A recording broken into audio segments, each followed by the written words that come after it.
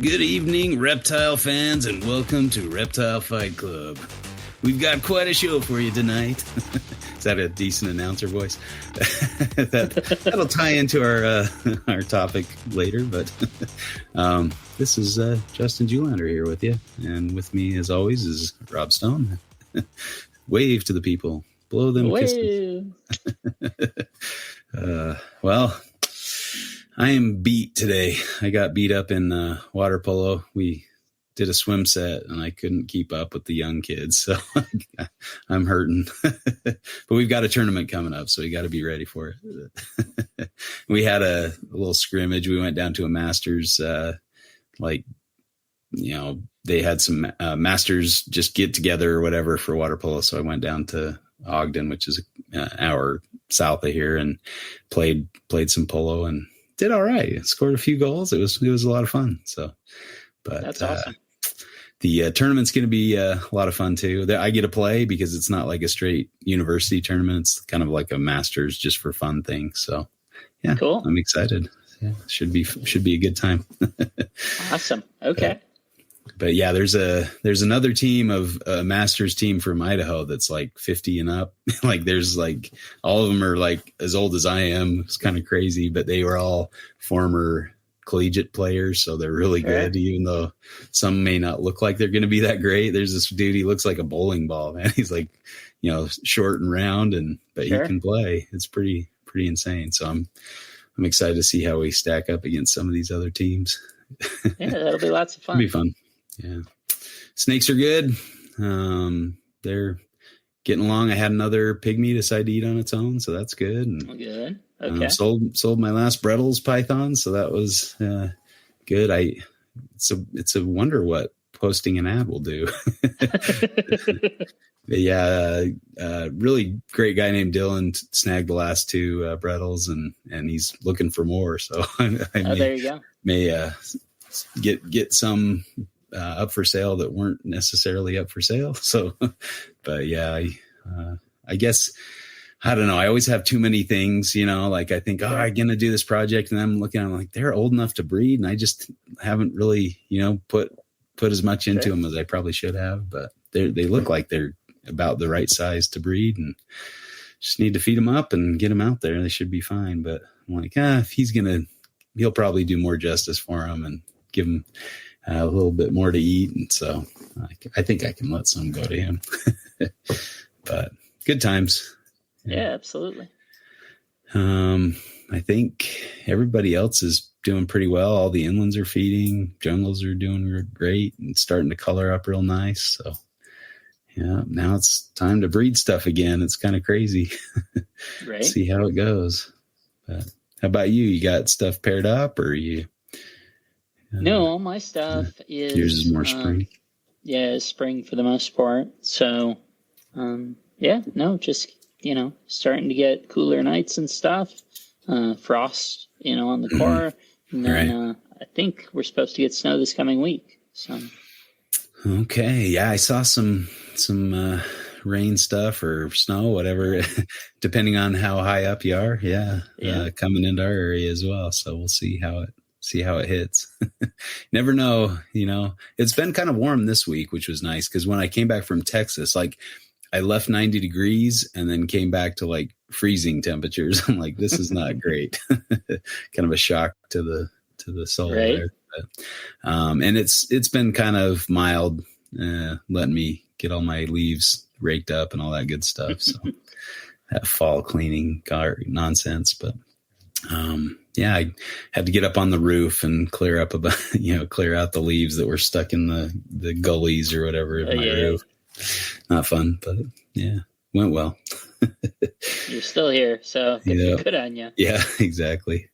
Good adulting. But yeah, and the government opened up, so I have work to do again. So that's nice. I can finally communicate with the project officers and start doing some more studies. So that's good. Okay. We'll see how long that lasts. I guess it's funded through January, so we'll see. But yeah. Well, yeah. Good to hear anyway. Yeah. So. Yeah. I'm excited to to communicate with the NIH again. And yeah, life's good. Can't complain too much. So. Okay, cool. Yeah, over the weekend I was on with Michael and Dom on the Reptile Rejects. Talked to them for quite a while, so nice. That was really good. I'll have to check that out. Yeah, I don't think it's up. I think it was like, so they do a live broadcast and then it's a delay of a week or two or whatever, so I don't think it's up yet. But and we talked about a lot and nothing. Mike was like, hey, let's talk about, it was, either rhino rats or boas, and then we wound up talking about rhinos for 10 or 15 minutes, and we spent the rest of the time talking about podcasts and I don't even know what. So there's a whole bunch in there. Nice. I listen to their show. I do enjoy their show. So it was yeah, they do a good job. I just listened to Eric being on there the same day that I had gone on, and so I had some instant feedback. So that was good. And nice. Hopefully it was taken well. And one of the topic for tonight kind of arose out of hearing him say that on that show. So that was good. Okay. Yeah, it was fun doing their show. It's been a little while since I was on there. I guess back in July. That seems like, how can that be? Time just goes by way too fast these days. I don't know. Kind of crazy. Well, and I think they're on their early to mid 20s show, and yours was what, the second one, first, second, third, something like that. So. Yeah, it was the first one with a guest, and then so that was good. They're doing a great job. I thought the one that I did, I don't know if it came through, but there was a lot of technical issues. So we made mention of it and all that. Yeah, that was kind of. I think they're hoping to redo it or something at some point. So right. There's. I'm trying to think what podcasts I've listened to lately. I've kind of haven't been listening to many podcasts. I got on the Beta Band kick because I went to their concert. It was fantastic. It was a really good time, really great show, and so I've been just listening to Beta Band and I don't know, maybe like Lonely Island podcast or something, but that's about it. So I need to catch up on my Reptile podcast. Well, and the real question is, have you been listening to the re-releases of the early NPR? Oh, I need to. Yours I know. You got to go hear yourself. I need to go listen. Right. That'll be kind of hard to listen to, I'm sure. But yeah, I need to figure that out. I know Eric sent a link, but I need to go back and revisit that. Yeah. Thanks for putting that on the radar again. I forgot about it. That's kind of crazy. The funny bit with that was that, and I swore as I was listening to, because especially then those early ones, I would have listened dozens of times over the course of years. Right. And the initial one that's framed as the first Luke Snell one is actually the second one, and then he reposted the second one, so it's the same one twice. The first and the second are both actually the second one. So I texted him and said, "Yeah, you messed that up, dude." And he's like, "Okay, my bad." And he'll go presumably go fix it out. But that's the only sort of complication. So don't be confused, folks, if you listen on that. But no, all good, all fun. And sincerely appreciate, it's really cool to go back and listen to it. So it was like the ones he talks about, the short one by himself, then the one with Owen, it is pretty mind blowing, right? To think about it in the context of they're having this super stilted, awkward conversation. And it's like, if only you knew what would be, where you'd be in 14 years, Right. It's kind of a, just a big slice of history, to go back that far and to have something so consistently long running and just, great topics. And it's just phenomenal what they've done, very impressive despite their humble beginnings,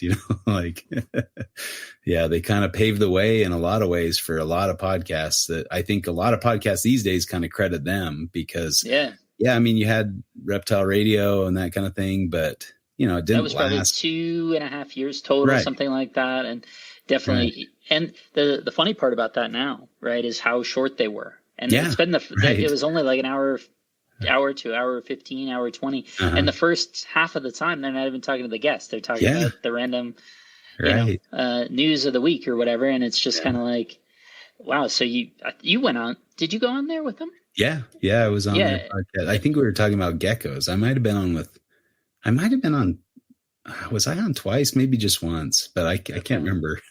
I know I went on once, but yeah, it was kind of. But it's probably only, the point of that was going to be you were probably only actually on there for 25 minutes to 35 right. minutes, something like that. Yeah. And we don't really remember it that way. We didn't know any better, It's like, hey, I'm going on a podcast. What's a podcast?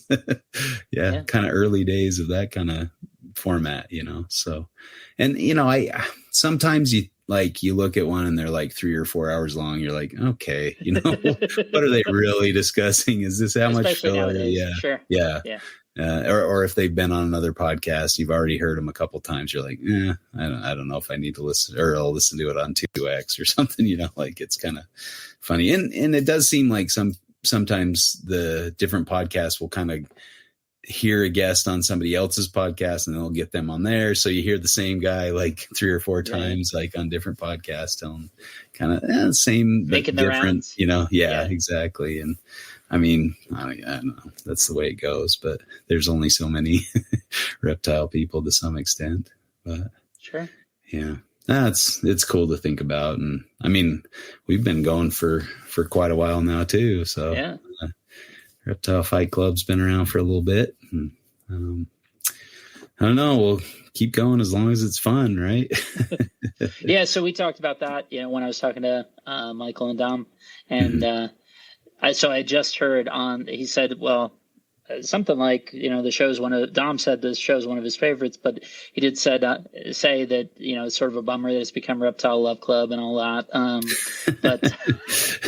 But he said, no, he was just, I pointed that out, and he was just like, appreciative and all that. So talk through some of that stuff and kind of the thought process, the ideas, where we're going or whatever. But super excited for it. Just got to keep. Right.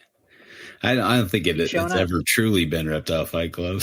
I mean, one time I had to fight to get control of the show, but that's about it. I think Lucas came in hot. I think he was one of our guests that just came in swinging. Yeah. Wow. Yeah. I remember. That was pretty good times. But yeah, it was fun to hear him talk about his trip, and neat to. Yeah. He found some good stuff, and glad he, had a successful trip for the limited amount of time he had to get out herping. That's pretty, as we know, going out and just looking for diamonds, pretty lucky to find one, especially, that, right off the road like that. But we certainly were where he was. And, looking where he looked, and you just get lucky sometimes, and sometimes you don't. That's the beauty of herping. Well, maybe that leads us to our topic tonight. Yeah.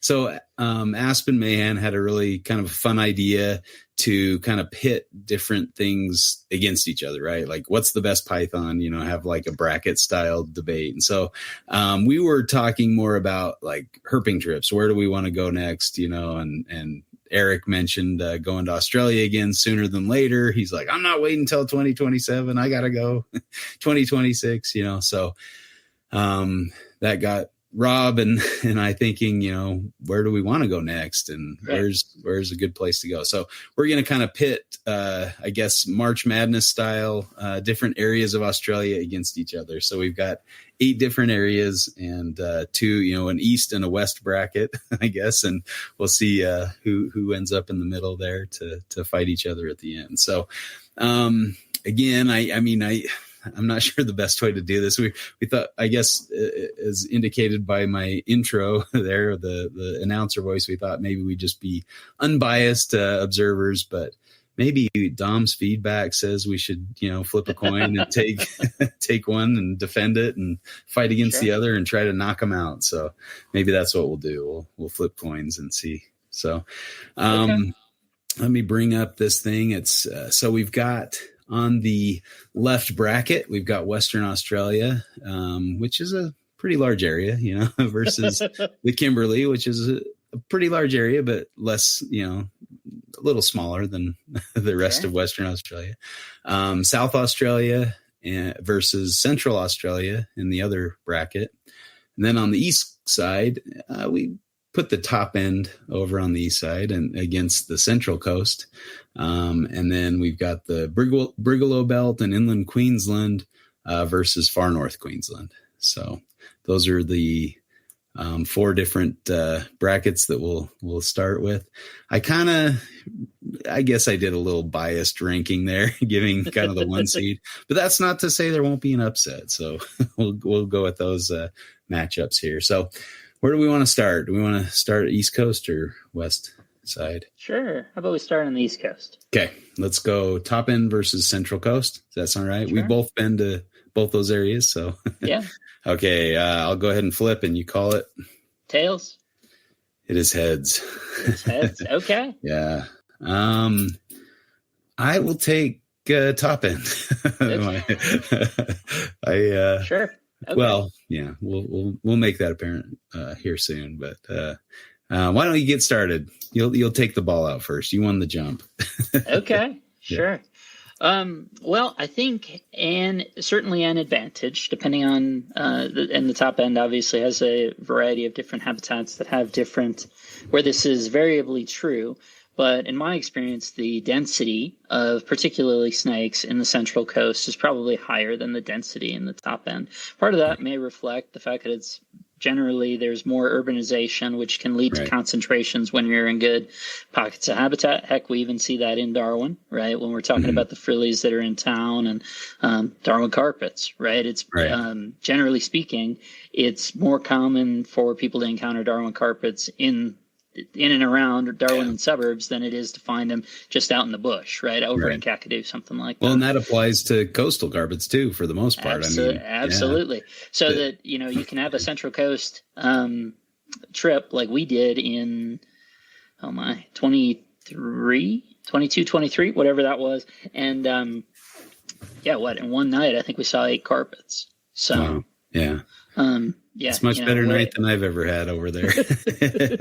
Yeah, so it's just, the densities can be really high, really amazing, and so that it's almost like kind of hoping it's something else. It's I know we're excited for carpets and whatever, but where you're just kind of like, wow, okay, this is actually, and there is, even within that, there is good variety.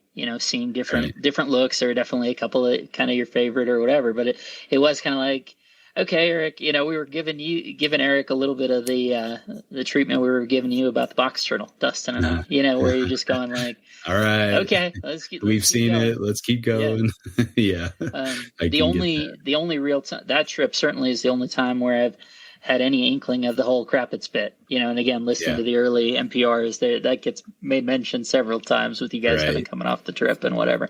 But, so I think just because it is, in general, more urbanized, that you get some, in the pockets that are good, you get greater concentrations of things. So if you're just looking for a volume of particularly snakes, in some ways, I think that's an easier achievement on the Central Coast. Mm-hmm.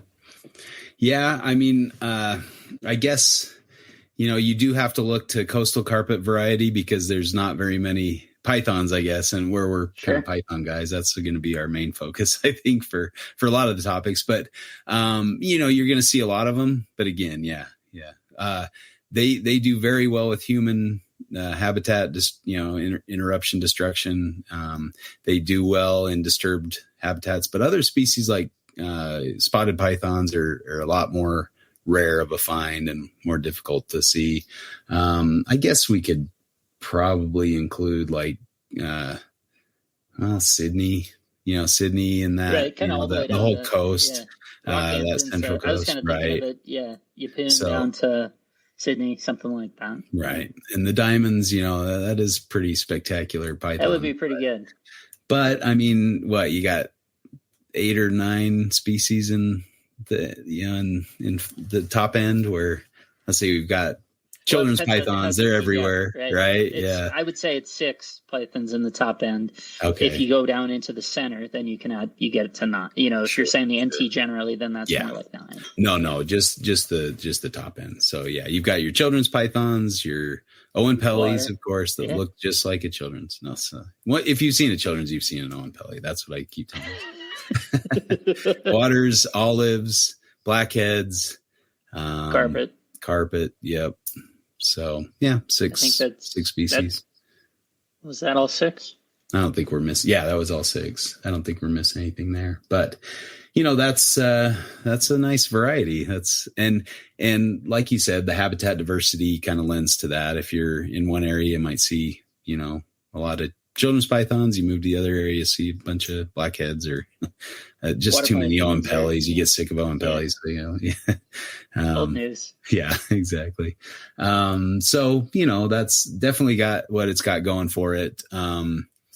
The diversity of species. And I mean, I guess if you're in Darwin proper, you've got a lot of kind of that same idea of concentrated habitats. And, we found a carpet python at our Airbnb, like walking around the grounds of the Airbnb, we found a carpet just crawling around there. So, they do well in those disturbed habitats. So, even if you're staying close to the city, and like we saw, walking along the foreshore, you see all sorts of monitor lizards and there's people everywhere, but the monitor lizards are going strong. Like there's no shortage of spotted tree monitors or frilled dragons for that matter. What more iconic reptile can you get in Australia than a frilly, So, and those NT ones are really pretty. Oh yeah. I mean, well, compared to the coastal ones.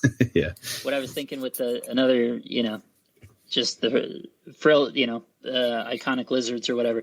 Probably, right. So out of that trip that we did Central Coast, probably my favorite animal was that Pagona barbata, that eastern bearded dragon that was like black with silver markings, as from a like the silver autograph Sharpies, that's sort of like that thing, and silver into blue on this vibrant black with a yellow mouth, and it's doing the prototype behavior and all, fold out beard and all this, and it was just like that was probably my favorite animal that whole trip. Oh, that's cool. Yeah, my experience with the central bearded dragon or the coastal bearded dragons was one sitting on a fence post, on the roadside. Drove by and got out of the car and got it, and I didn't dare mess with it too much because I was basically in somebody's yard. So it's like, and so I got a few pictures of it. It didn't really display. It was just kind of lethargic, just kind of sat there and let me manipulate it or whatever. I'm like, not the impressive experience that you had, but so, I'll take a frilled lizard over a coastal bearded dragon, but they're both cool, but I think the frillies kind of take the cake there as far as, and they're usually like the wild ones, especially are going to display at you. They're going to for sure throw that frill for the most part. I mean, you might get one that won't, and then they don't stop frilling. Some of them don't stop frilling at you. They'll just sit there and you set them down and they're coming back at you and all. Yeah. The funnest is when you're filming them and they're attacking their reflection. Now the bearded dragons will do the same kind of thing. They'll see themselves, and usually if they're males, they'll go after the lens. It's kind of funny. I had one frilled lizard crawl all the way up my body trying to attack the video camera I was holding, because he could see his reflection, I assume. But yeah, it was kind of a fun experience. Absolutely. Accessing the frilled dragons can be a challenge sometimes. Sometimes they're up higher in the trees. Sure. You're not able to necessarily climb up and grab them. I got defeated a couple times by, frillies high up in trees trying to get to them, or if they're again and I mean, this applies to both areas to some extent, at least in the developed parts, but being in people's yards or being on school grounds or something like that, chasing like lizards can be, a little, you might get a talking to. I think too, like, the geckos up in the NT are there's some cool stuff for amazing. Sure. Yeah. The ones that we saw, the different velvet geckos, Jamata and the Marmorata, velvet geckos, and then the Shei, the knobtail gecko up in Kakadu. Those three things just made that night pretty special night. That was cool. Yeah, absolutely. I guess the other cool part. Those Central Coast. Yeah. Anyway, those might have been two different nights because I think we saw the Jamata and the Marmorata on one night and then the Shei the next. Yeah, that was it. Yeah. Anyway. But the sort of endemism in little pockets, like in the mountain pockets that are in the Central Coast, is pretty cool, particularly in kind of the gecko context when you're talking about the Leaf-tailed geckos, Exactly. Saltuarius, Platurus. You could try and run that, in terms of there's a whole bunch of different speciation within those little pockets. And if you wanted to, you could put in, could do decent work on one of those lists in not all that far a distance. The access to those is variable, right? Some are easier than others. They're closer to where you're at or not. It depends if that's kind of your target. I think you could do it really well. They're not necessarily the easiest thing to just sort of, and we'll just jump over to this spot. But if you wanted to do it, if you wanted to make kind of a rocket run, cool little trip to try and knock out 6 or 8 species, you could do that. So. Right. I know Derek Dunlop did that, went and tried to find as many of the leaf-tailed geckos as he could. While I was on the Central Coast, it was the middle of the winter, but I found 15 on 3 hikes, like they were very thick in the middle of winter, out, active on the side of trees. I was shivering in my shorts and t-shirt until I found one. Then that warmed me up with the find of the adrenaline of finding a cool lizard in its habitat. So yeah, I definitely think that's a benefit of the coast. I think you get some points there for sure. And all the lacies, which are awesome. It was one of those where it took. We didn't see on our first trip, save one that had been hit, and then on this most recent trip, what we had seen, I must have seen 6 within the span of a couple hours. Including basically walking out on top of one where it was just unexpected, and they're just such a cool. I understand, that they're not as cool as a Parenti, and I recognize and acknowledge that. Nevertheless, it's certainly a iconic species, right? That, definitely, And to see numbers is awesome. So. Much different than a Parenti, they're absolutely utilizing different habitat. They have different behaviors. Yeah. So definitely something you don't want to miss. But as far as monitor diversity, the top end also has a very nice diversity of monitor lizards. The question is, can you see them? Right? Some are easier than others. Some are super isolated. Some are just super wary. Obviously I would say in terms of I suppose really for me, the NT fits into a box of, in some ways it reminds me of sandhill habitat where, the density of things is low, but if you find anything, it's going to be cool. And some of those, that's where the real cool, like super unlike, you're kind of moonshotting it, but if you see them, it's amazing. Yeah. Whereas the Central Coast, I think things are, generally speaking, you're talking about stuff that's more predictable, and you're likely you probably have a better chance of both seeing numbers and seeing the things that you're looking for, but they're not really moonshots in the same way. Right. Yeah, that's true. I mean, there is some that, especially in habitat, like you said, that are going to be next to, very difficult to find. Yeah. But, in some areas, they're very straightforward and easy. But 16 different species of monitor, depending on how far south again you go. I mean, that's including Spencer's monitors, and they, might get kind of close to top end, but not quite. I wouldn't consider them top end, but the Kingorum are pretty fantastic and nice looking. We looked for those, didn't find any. There's got Ocreatus, the Kimberly rock monitors in the top end are phenomenal looking. They're so nice, but again, very difficult to see, along with Glebopalma, which would be another. Those were the things in my mind. Yeah. Right. Between both those where you just say. Yep. Yeah. But, Mertens, you're probably going to see a Mertens in the top end unless you're me, on my first trip. But yeah, we saw a few on this more recent trip. Unfortunately, the yellow spotted monitors have declined quite a bit in number, but there's still a pretty good chance of seeing those up there as well. I think we saw one on our trip, if I'm remembering right. And then Mitchellii, we had good luck there. And then Scalaris, obviously. I'm surprised Mitchell's have 55 observations versus 42 for Scalaris. I mean, I think we saw 42 in one day. They were everywhere. Yeah. People must just not be not paying attention. Right? Yeah. Or they're just one of those like, oh, it's common. I don't need to enter it, where you're kind of skewing the numbers, because there's 42 observations of bended tree monitors on INAT, and there's only 40 of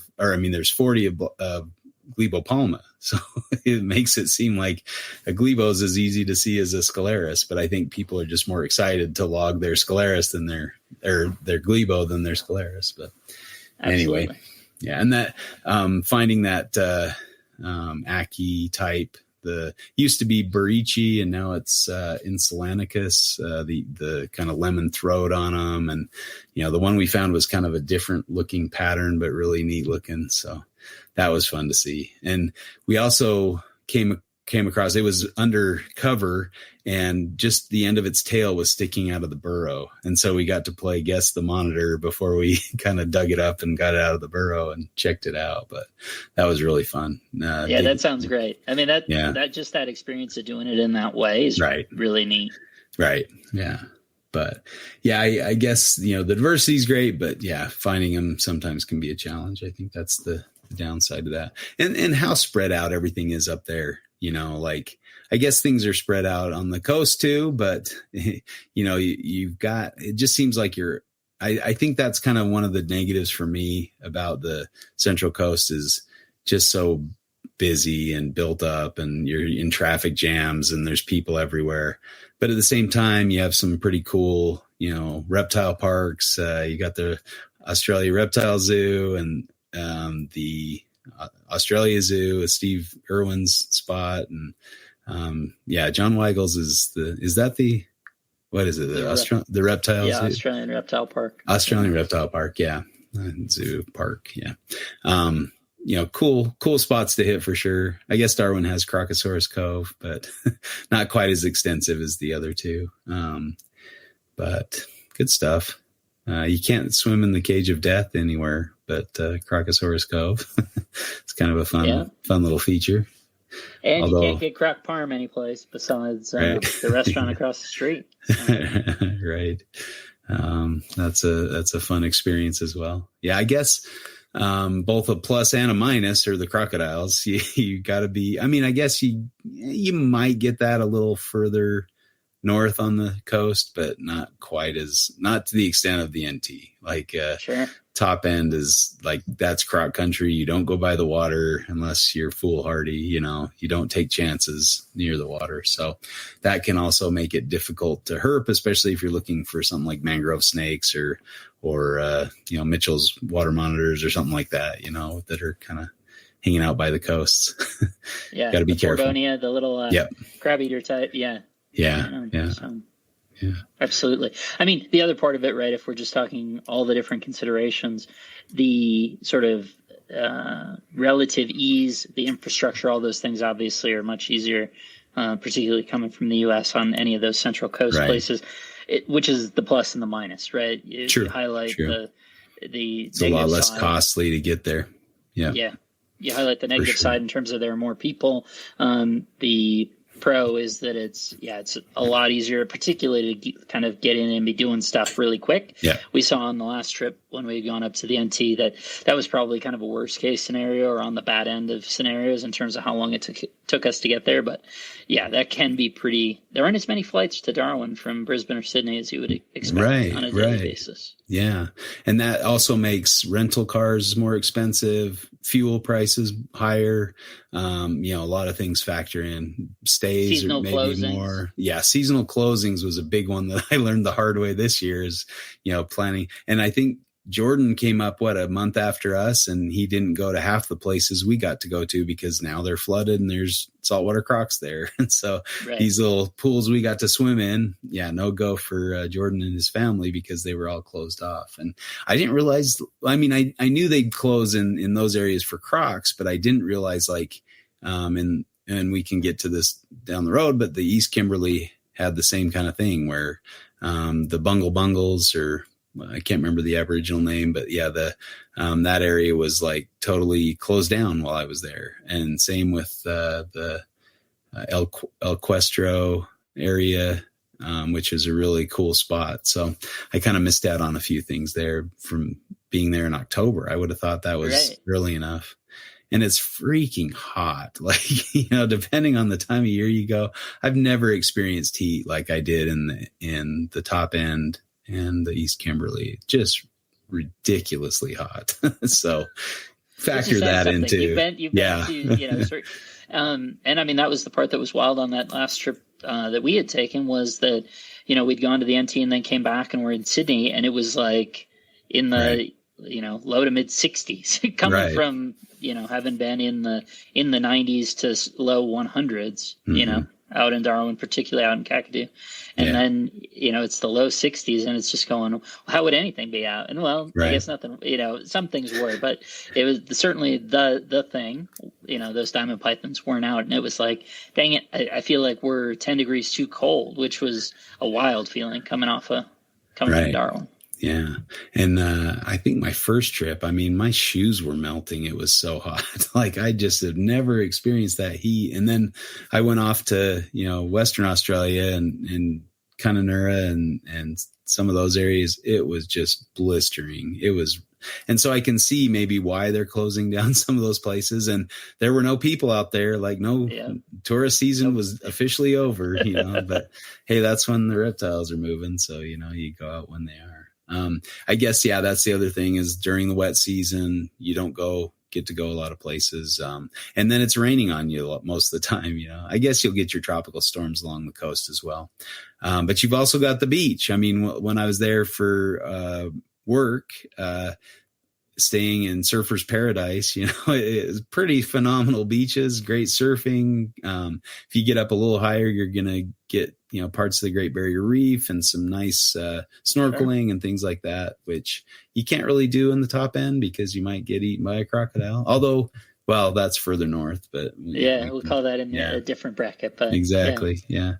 So as far as, I guess, for our purposes, I would say, due to the diversity, the amount of cool different habitats that you can get, I would probably say at the top one of the end. Coolest places there is, right. Like absolute one of my favorite, probably my favorite place.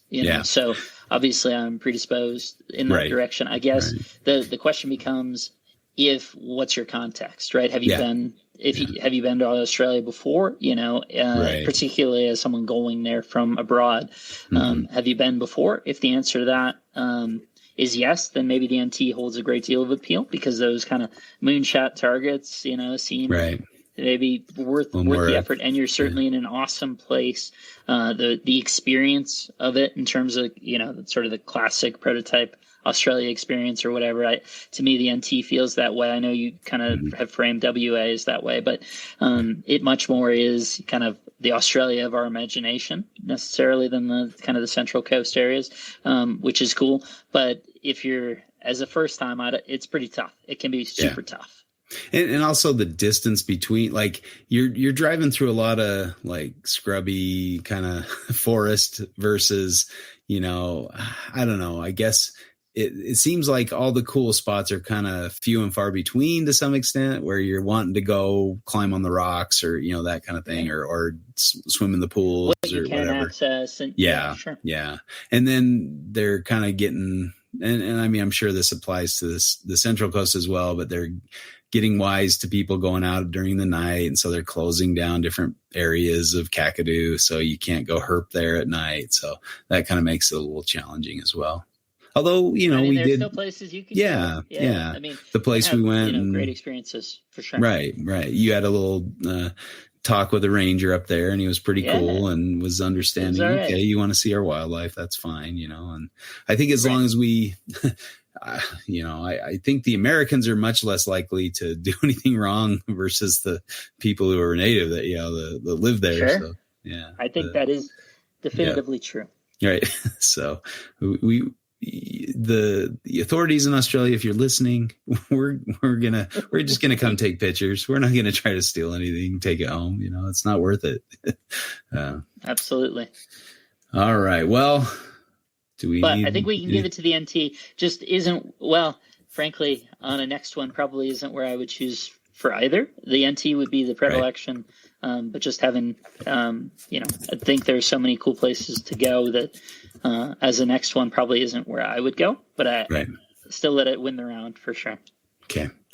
Do we want to do a West Coast one now? Sure. You want to do the opposite corner? Yeah. Let's do WA versus Kimberley. Although I've been to WA a couple times. I've been to the East Kimberley. So, I guess that's going to be my reference point, but, let's go with that one. So we'll flip a coin again here. See who gets to play for what team. What do you got? I'll say tails again. It is heads again. Okay. So, I'll side with the Kimberly. I'll give you the WA, but I'll help on both sides, I think. Yeah, absolutely. So I've planned out, particularly WA generally, right? Mm-hmm. Two different, that as oft repeated, right? That was our, March 2020 trip that wasn't. And then we'd sort of rethought it relative to maybe 2021 or 22. And ultimately didn't do that either, right? It wasn't open at the time where that would make sense. So I'm certainly will defer to you as to all these things, but I definitely, in terms of WA, have lots of thoughts and ideation around the different things. So hopefully can do some justice to it. Obviously, the biggest appeal, particularly to Eric, is the idea of going out and seeing an imbricata, right? A southwestern carpet. Yeah. And it sounds like there's a ton of, there is actually some habitat diversity down in sort of the Perth area. And then if you were to drive up to Shark Bay or Exmouth and then over to Port Hedland, 80 Mile Beach, there's a ton of diversity. It seems like great distances. Infrastructure is okay. Limited. It depends where you're at, right? Yeah, the further north you go, the less you got. Yeah. When you're down by Perth, I think, that infrastructure is crazy and built up and all that. And probably, isn't it one of the most isolated big cities in the world? Yeah. I mean, it's pretty good sized city. Like I was kind of surprised. And also, the habitat disruption in the south with the wheat belt. I mean, it's a belt of wheat that goes pretty far. You're driving a long way going, are we still by a wheat field? What is going on here? But even within that area, there's isolated pockets of where they can't grow wheat. And so you can go find snakes, and including one of my favorites, the wheat belt Stimson's python. Absolutely. I will not call it a children's python, but that's and the Stimson's pythons all throughout Western Australia are pretty nice to look at. Yeah, pretty cool. Yeah. And there's a fair diversity, kind of a la the carpet pythons of the East Coast. You got your diversity of Stimson's pythons in in Western Australia. The imbricata are pretty variable as well. Yeah. And I mean, the other cool part, obviously, if you're talking about that area down there, if you want to make the trek further inland, is when you're going out by Kalgoorlie, the Goldfields, the shinglebacks out there, truly wild, right? And the Nephrurus that you can run into out that way. I think, again, you're kind of getting into the more isolated, less of an infrastructure beyond sort of the mining stuff that I'm sure exists. But if you want to, as I'm always amazed when you go to WA and make these giant circuits, and I'm thinking this is not how I would do it, right? So to me, maybe the answer is WA is really, even WA versus Kimberley is sort of conflating a lot of different things. Are we talking about going up to, Python Pool or Carragini, or are we talking about more like Forestania out to the Goldfields, or are we talking, in my mind, Exmouth? And you just say all of it. You say we do all of it. And Payne's fine. It's hard to not do that. But I mean, I think one of my favorite places on earth is Carragini. Like, it's very hard to beat. Like, as far as beauty and the reptiles that are found there, I mean, it's incredible. So, I will say I was a little disappointed not to be able to go and explore some of the more southerly areas with you guys. And I was kind of like, oh, why are we going to NT? I thought we were going to WA, that kind of thing. But going to NT and hitting a lot of the targets that I'd missed on my first trip was definitely worthwhile. Okay, I understand why you like yeah. So that was good to get back there and actually do it some justice, because on the first trip we went to Kakadu for one day. Like, it was a day trip. We left early in the morning and got back way late at night to our Darwin area Airbnb. It was like quite a drive just to go out there for a day. So it was more of a touristy thing rather than an actual real herping venture, I think. Right. Yeah.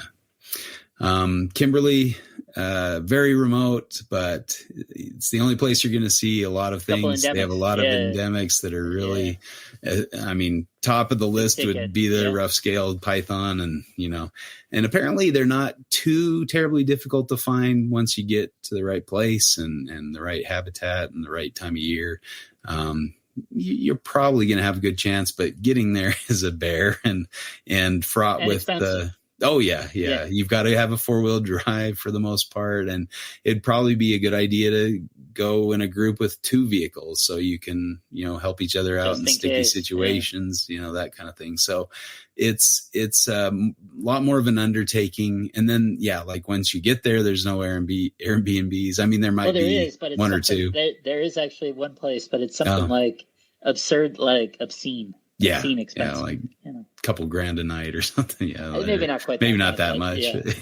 But there definitely is a tourist element, right? I mean, there's a lot of people do go and the helicopter tours and all that. Oh yeah. That's one negative thing that I've heard is when you're in the area looking for rough scales, you just hear helicopters overhead like all day, in certain areas, and it's just gets to be annoying because they're just coming in, looking at the waterfalls and then flying out. So it's like, oh, there's another chopper, and you got to be have that interrupt your peaceful area. So it's not like the John Weigel experience where you're out in the middle of nowhere totally and isolated. You're not going to see another human for a few weeks. But also, all of the NT, there's a lot of croc danger in the Kimberley. So you've got to be very wary of, when you're by even small pools of water, there can be good sized crocs hidden in there. So, you got to be careful there as well.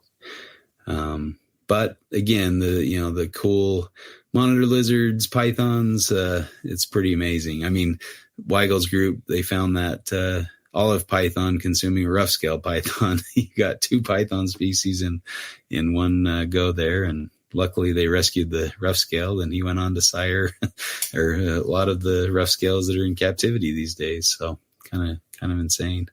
I guess indirectly, not necessarily sired all of them, but gave rise to many of them. The progenitors of the ones we have, but pretty cool.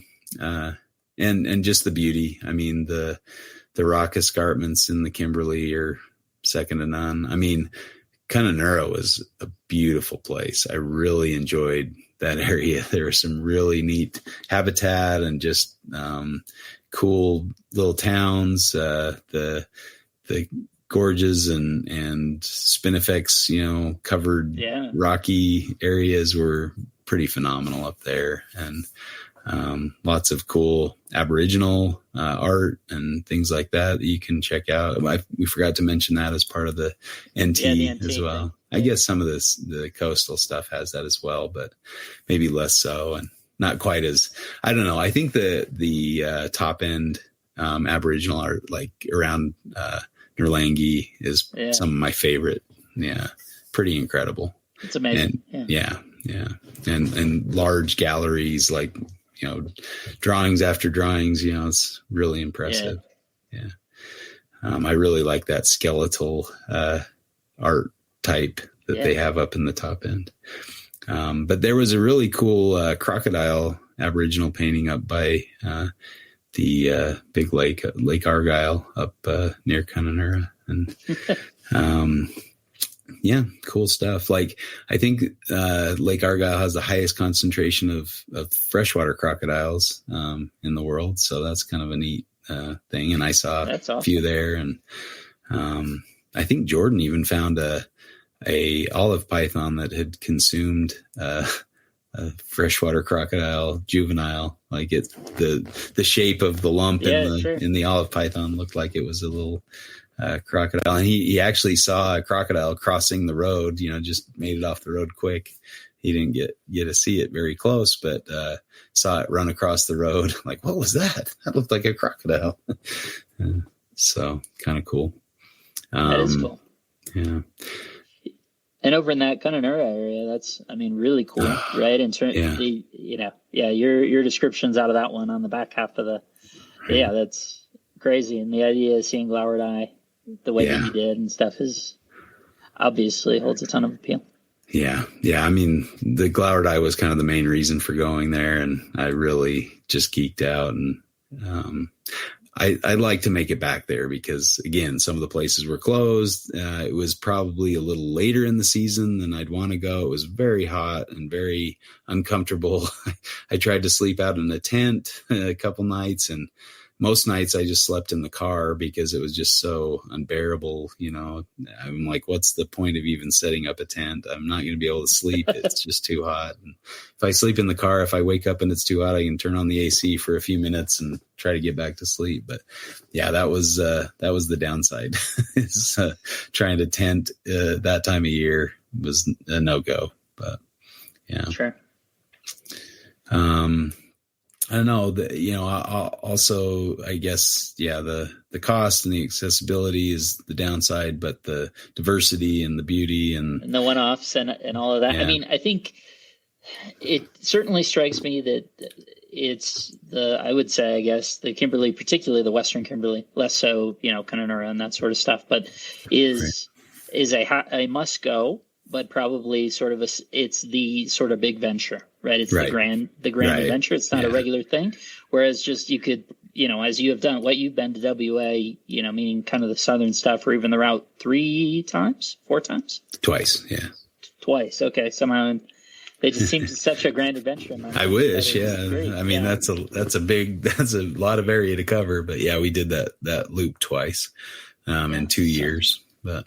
Right. Yeah. I mean, so that seems pretty doable, and particularly then if you took that into offshoots and said, hey, we're going to do more like the southeast, running into Goldfields, doing really focusing Imbricata stuff, or as I say, up to try and see Blackheads and Wilmot, get into the curve, to try and do that over to Tom Price, Carragini,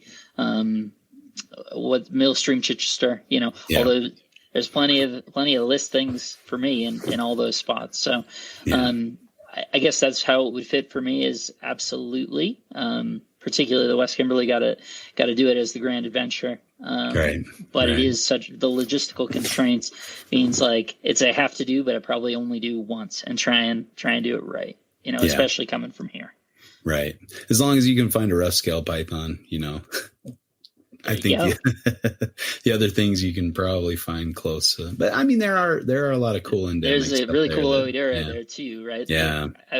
We're talking about that one. Felicipota, right? Yeah, I think so. Really weird and kind of cool looking thing. The cave geckos and things up there also are pretty impressive. I mean, the East Kimberly has a pretty good monitor diversity, but WA has a crazy monitor diversity. Yeah. I'm thinking with the East Kimberly that's a little bit, it almost splits into how doable it is, right? In terms of running down from Darwin or what, you could almost fit that in just as you did as a top end sort of bit, not, and that's probably a more accessible way to do that. And I wouldn't cabin it so much as saying, oh, well, you're only going to do it once as the grand adventure. Whereas the West Kimberly, I think is, you want to hit more that in that singular grand adventure and just try and make sure you turn it up. Yeah. I mean, it's a solid day of driving from, from the Darwin to Connemara, but it took me pretty much all day, leaving fairly early in the morning. I think I made it down to just north of Catherine, that night that I dropped you guys off, and then I finished the following morning, all the way. I think I got there kind of on sunset. So it was kind of, a full day of driving from Darwin area, but doable, not too terrible. And there's great herping on the way, like Catherine and Edith Falls, that kind of area is really cool. Python, actually. Yeah. I mean, two olives and a DOR olive, and then a blackhead. The blackheads are really nice down there south of Catherine as well. Really bold banded. I don't know that you're going to beat a Western Australia blackheaded. They're just so nice looking.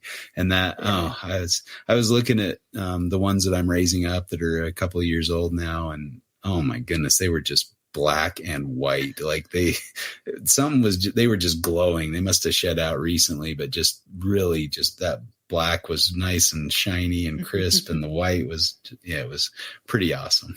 So I still need to see a Western Australian black-headed python. I've only seen a DOR up there. Okay. I mean, I got a Woma one on one of the trips, but for some reason, like I know Nick and Ryan went up there and they were finding blackhead after blackhead. I don't know if they turned up a Woma. I don't think so. Yeah. And they didn't turn up a carpet either. So like, it's hit and miss. Like you're going to see what you're going to see. And they saw a ton of multifasciata too. And I've only seen multifasciata just hit on the road there, like barely still twitching kind of thing. It drives me nuts. I guess a couple have been like crispy critter, side of the road, like pancakes, but, the Gurney are fantastic up there. Like you got Yeah.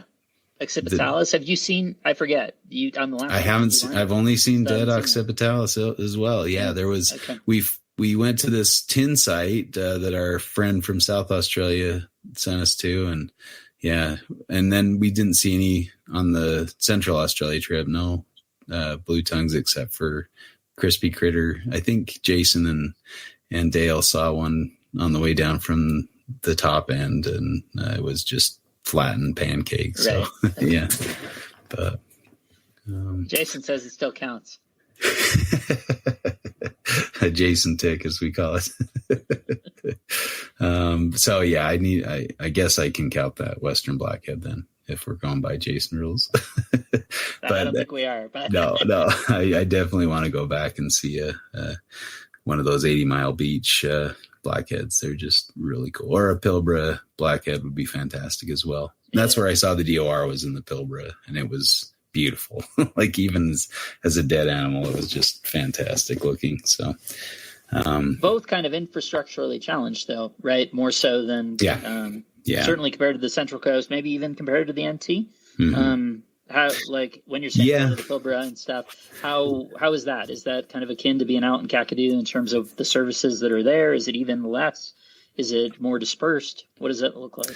I mean, it seems like there's reasonably spaced roadhouses, where you can get a shower, you can get a meal, you can get, gas and all that kind of stuff. So it's not too bad, but if you see expensive gas, that means there's not gas for a long ways. You better fill up. Yeah. And we found a little bit of that, but the further south you go along the coast, the more, regular that you're going to hit, servos and that kind of thing. So, but I don't know about the Kimberley. I don't think there's many options for filling up in the Kimberley. Doesn't seem like it. I need to do some research and find that out. Well, that's part of the time. There's got to be places. Absolutely. There have to be places, but probably it just gives it seems like that's, the highest level difficulty. Right. Whatever relative to making sure you got all that stuff straight. Not just, you don't just turn up and do that one. Yeah, the most grand adventure you're going to find, these days, I think, over there. Although certain areas of Western Australia are definitely that Western way. Western Australia, or even the kind of northwest, South Australia and stuff. You can be out there. Right.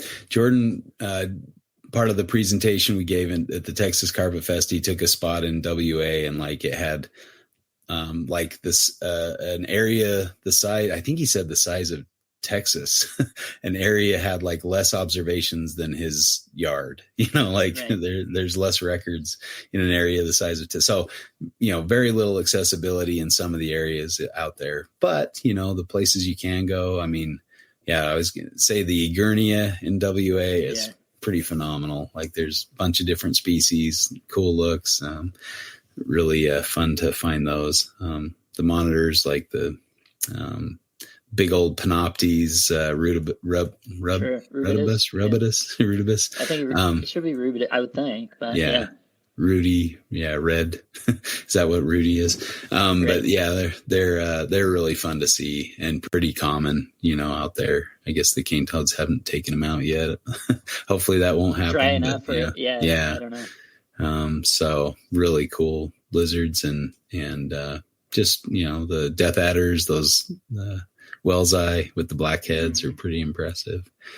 I don't know. This is a hard one. I think the Kimberley may be a little more hard herping as well. Whereas in WA, you're probably going to see a ton of stuff. There's a lot Yeah. more diversity in a lot of ways, more accessibility, a lot of different habitats. So you've got, places with standing water and a lot of drier areas as well, straight desert. And I love deserts. So I don't know. I think I'd prefer deserts to the tropics. I think also in the tropics, you're dealing with vines and trying to get through thickets and all that kind of stuff. There's not a lot of trails to walk along to go look for rough-scaled pythons. So, you're kind of limited in where you can go easily without just wearing yourself out in the tropical heat, So, and I think mosquitoes, WA has flies, but they're pretty innocuous. They just annoy you. They don't bite or anything. They're just flying and landing on you. And there's some areas where it's insane. You'll get out of the car. You've been driving, 60 miles an hour. You stop, get out of the car, and immediately you're covered with flies. It's incredible. Where are they just hanging out? Right, where are they? Yeah. And so you would say it's worse than the NT for flies. Some of the spots we were in, it was almost to the point of insanity where leave me alone, quit landing in my nose, just kind of crazy. And you're breathing them in and they're pretty thick. And it probably depends on the time of year you're there. Sure. But we wore head nets a lot more in WA than we did in NT. The NT, you've got the mosquitoes and, especially during certain times of year, during the wetter times of year, you're going to have a lot of mosquitoes and that's going to be a little rough. And there's some tropical diseases up there that are transmitted by mosquitoes. And it's not to say you won't get that out in the WA as well, but yeah. Oh, and WA has a reef off the West Coast, Exmouth. Ningaloo, right? Fantastic. Yeah. The Ningaloo Reef is amazing.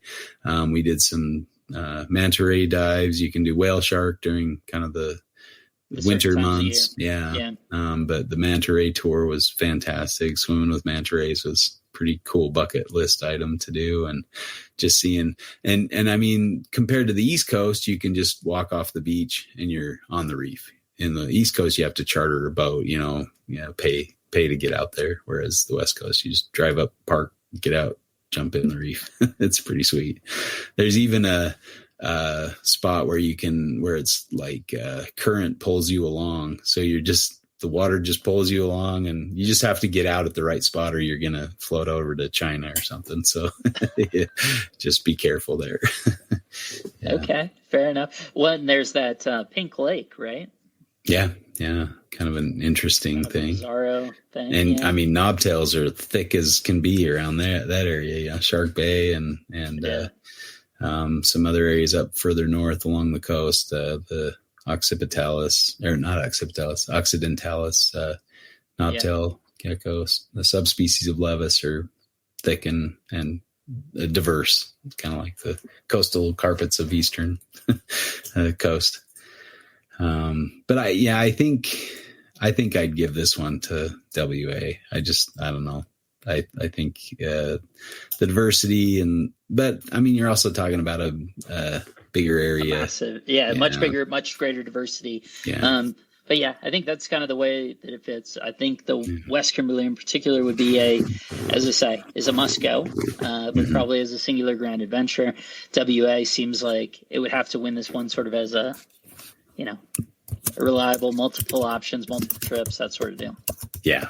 Yeah. And more infrastructure, it's going to be a less expensive. You can just rent we didn't have a 4-wheel drive on either of the trips we were on. We actually had kind of smaller cars or small SUV and they did just fine. Some of the roads into Carragini were a little rough on a rental car. I was afraid we were going to damage it to the point where we're going to have to pay a lot more for it, but we just made a big mess in the car and they were like, this is too messy. We're going to charge you a fee. We're like, no, you're not. Okay, we won't. But we got out of that kind of luckily. But all right, we'll give that one to WA. You win that one. Let's go Brigalow Belt, Inland Queensland and versus Far North Queensland. Does that sound good? Yeah. Okay. See if you can get the coin toss this time. I'll go tails again. Just keep riding it out. It's heads again. Man, we are... You didn't tell me it was the funny heads coin. Yeah, it's the double head-sided coin. All right. Well, I've had a little less experience in the Brigalow belt, but I've learned a little bit about that. I'll take that one if you want to take F and Q. F and Q. All right. F and Q. Okay. You've been to Cairns. And, I've been to Cairns. Yeah. Cairns down to Mission Beach. That sort of and then obviously further south from there. But then we're kind of getting into the Central Coast aspect of it. But yeah, I mean, that's the idea of going to see green trees is certainly holds a ton of appeal. And then Keith Horneye, obviously very cool as well. I forget exactly the tale. You saw the backside of one. You certainly saw a dead one, and then you saw a functionally the Australian black tree monitor. I guess is what they call them, canopy goannas or whatever. Yeah. But and then the idea that there's Indicus there. That's kind of wild. That are really not, and Dorianus, I believe too. I think so. Yeah.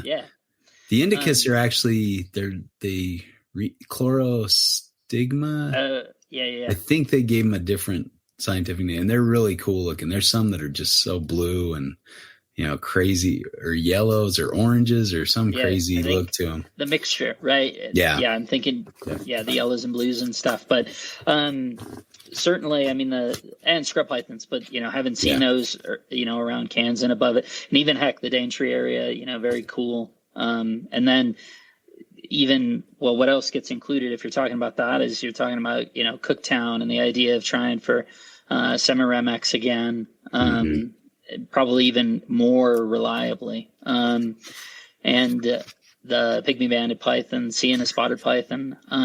There's a ton of cool stuff up there, right? And it seems like the infrastructure is decent depending on the time of year to do it. It seems pretty reliable that you can go, and I guess that's sort of the vision that it strikes, is saying like it is a little bit, it's a slightly more challenging than some of the other things that you could do, being certainly compared to just being around Brisbane or Sydney, probably the Central Coast stuff entirely, but at the same time it seems pretty reliable if you turn up and put in the time. Right. Brigalow Belt has a really, I mean, it's more inland, more deserty than kind of the coastal areas. Obviously for me, I would go there to find an inland carpet python. I guess Brigalow Belt almost further south. Yeah. We're talking about kind of that whole inland desert area. Woma's inland northern New South Wales up through, kind of the southern third of Queensland, inland southern third, something like that. Yeah. And so, I mean, I guess, you'd include, the Asper, the prickly knobtail geckos, pretty cool looking diversity of those, jet black, some are white and some are banded, black and white. So, a lot of cool species that would definitely hold my interest.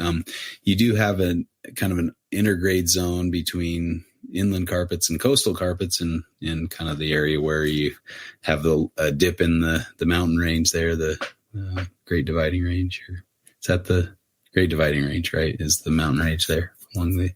Yeah, in the southern, yeah. Yeah, but just kind of a... I guess there's also, the Stimson's pythons or children eye. Maybe those might be children eye. Yeah. Kind of.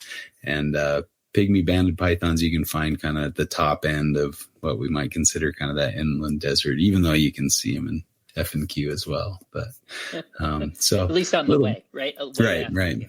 Yeah. A little bit of diversity of pythons down there. Yeah.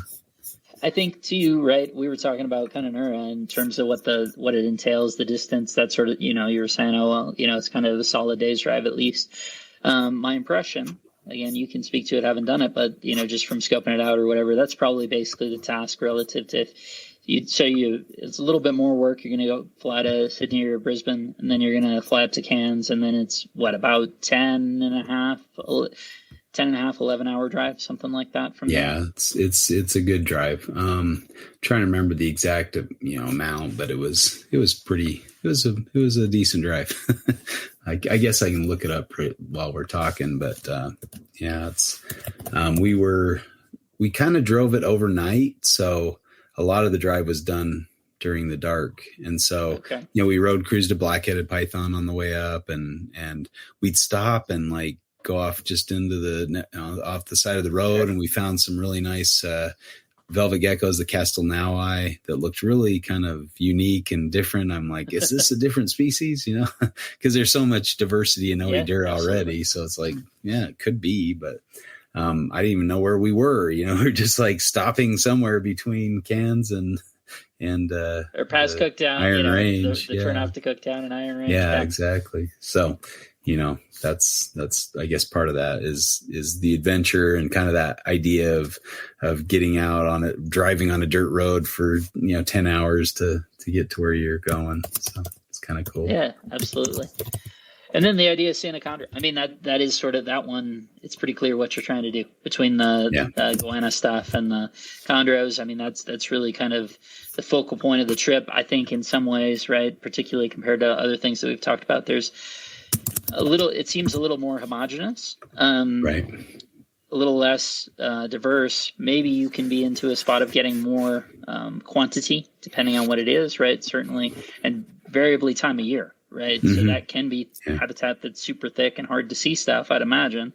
And the idea was, I know at least the idea expressed by Nick was, you want to go try and see a chondro when it's green, when the foliage is alive and whatever. And seemingly that's not necessarily the case, whether you want to be on the back end or the front end of the seasonality. Maybe not having it be lush and, full of lush green leaves makes it actually easier to see the thing that's vibrant green. Right. Well, I think too, accessibility is the biggest thing. You can't go there most of the year, or you can go there. It's just very difficult to get there because the roads, there's a lot of water crossings that are unpassable during most of the year, during the wet season, especially. And, we struggled a little bit getting across the water crossings during the dry time, so that was kind of the reason. So I guess if you took a boat up there or you flew up there or something and then, what car are you going to rent, up there? There's like one little small Aboriginal outpost. You might be able to get a car there. I don't know. But, so that kind of infrastructure, like we were talking about with the Kimberley, applies there. Very small. What's the Lockhart River is the little town there. There's a grocery store, so you can get food and stuff up there, but it's pretty slim pickings. There's even stays that don't seem terribly expensive, but there aren't that many spots. Spots they're few and far between. But if you're going kind of off season of the touristy season, maybe that's okay. But I don't think we saw many people there in October when we were up there. But that's kind of the end of the dry. You're risking a little bit of, if things are going to be passable. It'll start to rain kind of late October, November. We started getting the first couple. We got rained on a little bit up there, but not terribly. And that seemed to bring out the green trees. One of them was pretty poor shape, looking for a meal. Sure. But I don't know. People go up in the middle of the winter and see plenty of them. Turn them up. Yeah. I mean, the other part of it, I suppose, the thing that jumped to mind as we're talking about that, right? If the task requires, kind of the drive, or you're a little bit weather reliant, I guess the nice thing about kind of potentially an FNQ trip is you could audible out of Cairns and go instead inland, or, you could go southwest from there. You could go, more like Atherton, Mariba. You could go to Chillago. You could go down to maybe even to Winton. You could turn it in. Something like that. You probably wouldn't want to go to Mount Isa, but that'd be a ways. But you could actually fly into Cairns. There are still plenty of directions you can go if you look at it and say, the feedback is, it's surprisingly impassable, a month earlier than you would think or whatever. You're not really stuck in the same way if you're talking West Kimberley. I mean, I guess depending on which way you went, right? It means you either hang out in Kununurra and kind of do that stuff, or if you were coming from Broome, then you could just kind of stay that way and you just kind of you write it off or whatever. Whereas I think if you're saying, okay, the plan is to head up to Iron Range, that you could at least then, there are still options and things that you're kind of in context and in area to do. It's not so much, well, there goes the whole plan. What are we going to do now? Yeah. The drive to Iron Range from Cairns is 10 hours and only 755 kilometers. So about 300 and something miles. Which tells you a lot, right? Which, you're not going fast. The same way. Yeah. Like is probably even more exaggerated of that. Right. Yeah. So. And there is a flight up to Lockhart River, but it's like $700 to fly from Cairns. And then what? Yeah, right. Then you're kind of, walking. I mean, if you can get to Iron Range, I guess somebody could probably drive you there and you could camp out and just walk the road. I mean, if you're there to see green tree pythons, there's kind of a limited area where you're covering because, where the road goes through rainforest is kind of where most people see them. Yeah. Sure. And so, you can hike into the forest and stuff. Like I know I've seen videos of them just, road cruise, literally road cruising, not in a, looking out the side of the car, but where they're just crossing the road. Right. Yeah. You'll get that occasionally. I mean, a flight up there sounds kind of nice after driving 10 hours on a dirt road for the most part. It was kind of funny because there are short sections that are paved intermediately. And so you'll be driving along and then all of a sudden you got the pavement and you're like, oh, that's so nice to not have any bumps. You're not jarring around. Yeah. No washboard and stuff. But I guess if you can find the right speed. Well, that's what I was going to say. How much of that do you think was was probably going too slow? Right. Yeah, it could have been. So, the vehicles we were in were pretty decent. But maybe we weren't going fast enough to make that smooth out a little bit. Yeah.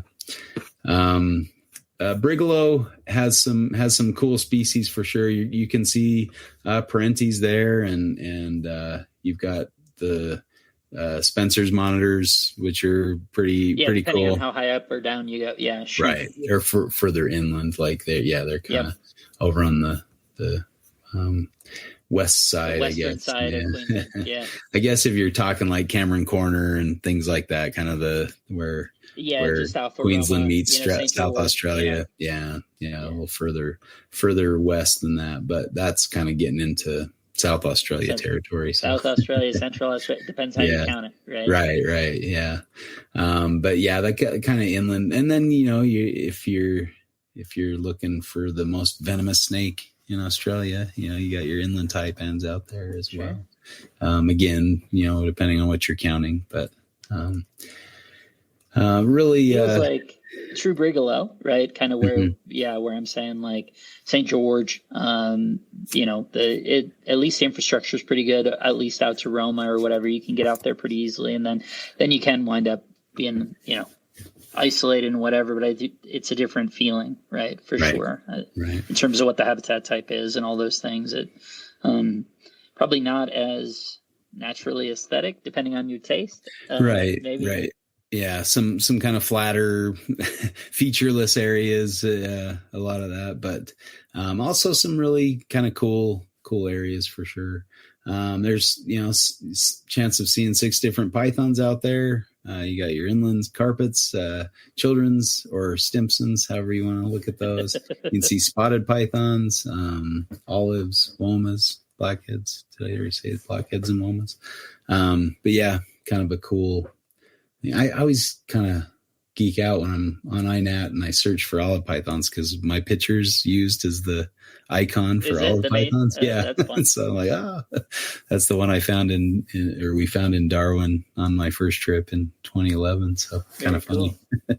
Guess one of the earlier ones because they're using it as the example, but it's kind of fun. But yeah, so diversity of pythons, diversity of monitors, diversity of elapids, you got some crazy gecko diversity, a little more accessible, a lot more towns, they just kind of dot. I guess the further west you go, the less you get as far as infrastructure. But I mean, there are quite a few fairly good sized towns out kind of inland.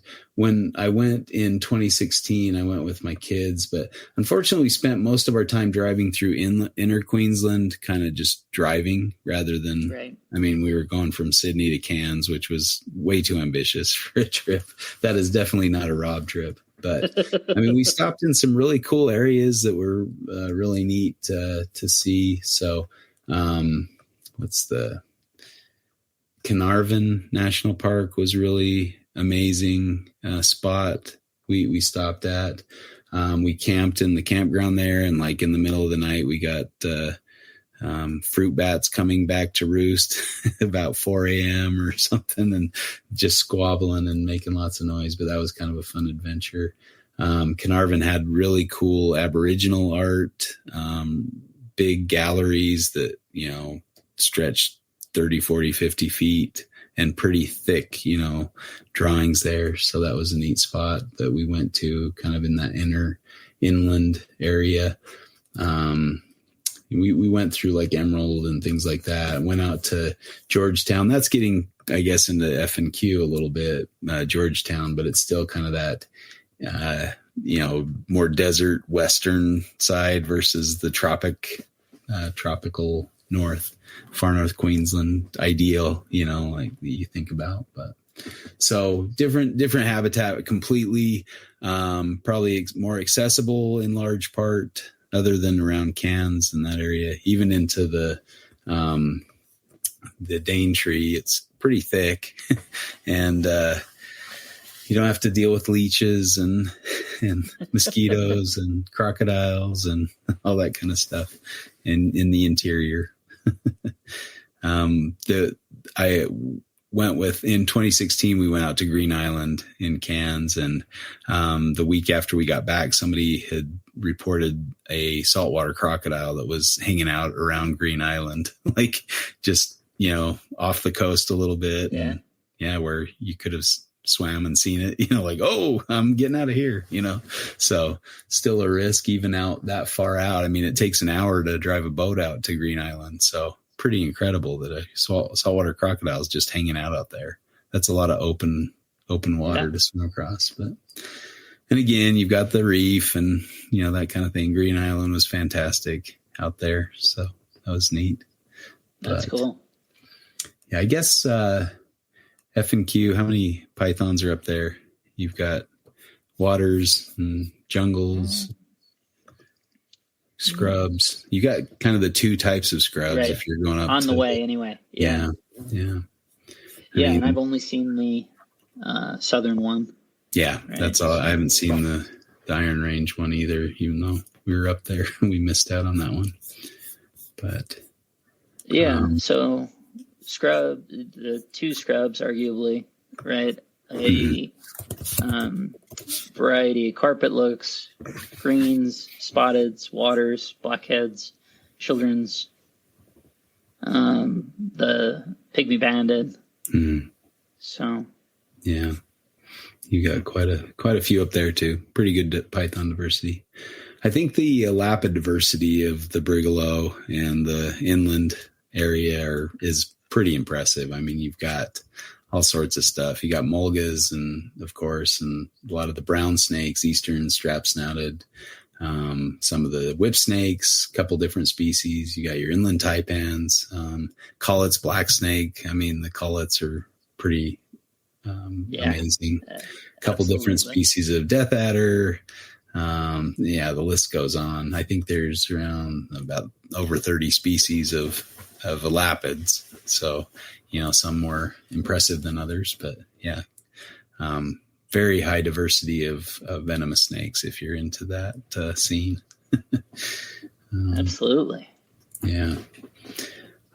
I don't know. Since, you know, it's hard to say since I haven't been there, but what are you thinking here? I'd like to get out to this area, and I definitely need to go find an inland carpet. But absolutely, I think it kind of falls. It feels similar, although nowhere near the Grand Adventure, the West Kimberley. It sort of feels similar to that last bracket to me in terms of saying a place to go, and absolutely, big ticket item. Not that it's as rare, but to find an inland carpet, to see potentially a Woma, out there would be, not reliable, but amazing. Right. You can get shinglebacks and things, in a way that you can in F&Q. But I think it's probably, if we're talking about, again, herpers from abroad coming, the idea of now the next time I go, it'll have been 5 times. And if I haven't yet gone to F&Q, it's going to be like, what are you doing, dude? Where, when are you going to mix that in? Right. Although maybe it's already that way with WA as well. So at some point, it just stacks the way it does after what you've done. But that's, I guess I would probably put it into the same sort of categorization of saying, I think from an abroad perspective, F&Q is probably the winner here for me, although with a definite have to go, to the Brigalow / inland New South Wales, northern New South Wales / southern Queensland, something like that. Too many good places, but you made these tough. These brackets are difficult. Yeah, and I guess I'm not a huge fan of forests, and I'm a desert rat, so I'm kind of leaning that way. But it is pretty iconic to get up to the tropic. Seeing the Boyd's Forest Dragons or a cassowary. I mean, you're not going to get that anywhere else. I'm the oldest forests on Earth, up in the F&Q, and to see a green tree python that far south, that's pretty incredible. Leeches, scorpions, Right. It's kind of a toss up. This is a close one, I think, but I can side with the F&Q on this one. You've got the reef too, and hanging out on a beach that way. Although croc danger, to some extent, a ton of appeal to me. But right, I guess just in terms of if you said you got to do it, that it's what is the ranking or prioritization, but viewed through the lens of as I say, coming from abroad, I think it's one of those you just have to do it. So if viewed through that lens, I mean, shoot, we actually considered going to the Brigalow on our very first trip. So obviously it holds appeal to me. I think there's a ton there that makes sense, but it also strikes as being a little bit hit or miss, right? And kind of you're going out there looking for some things that can be difficult to turn up. And I think definitely it's not as reliable either. So yeah, and it's harsh. I mean, it's pretty rough. You're not getting a lot of shade or whatever in a lot of those areas, and it's pretty dry and a little miserable. Probably flies out there too. I don't know. And the tropics, you're wet and it's rainy, but it's also warm. Warm rain is not the same as a cold rain. Not nearly so bad. Yeah, absolutely. And I can handle being out walking through the rainforest and getting wet as long as I can dry off at some point. During the night. Don't have to sleep wet, but no trench foot. Yeah. Right. Yeah. So, I think we got to give this one to F&Q, but we may be biased because that's where we've been, to some extent. Yeah. Yeah. So, all right. Well, we'll call it for that.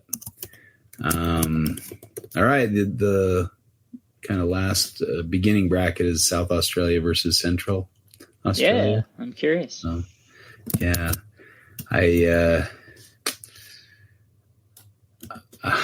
This one's okay. Let's go ahead and do the coin toss. Oh, there goes the coin. Okay, call it on the ground. I'm going to say heads just to test your trick coin.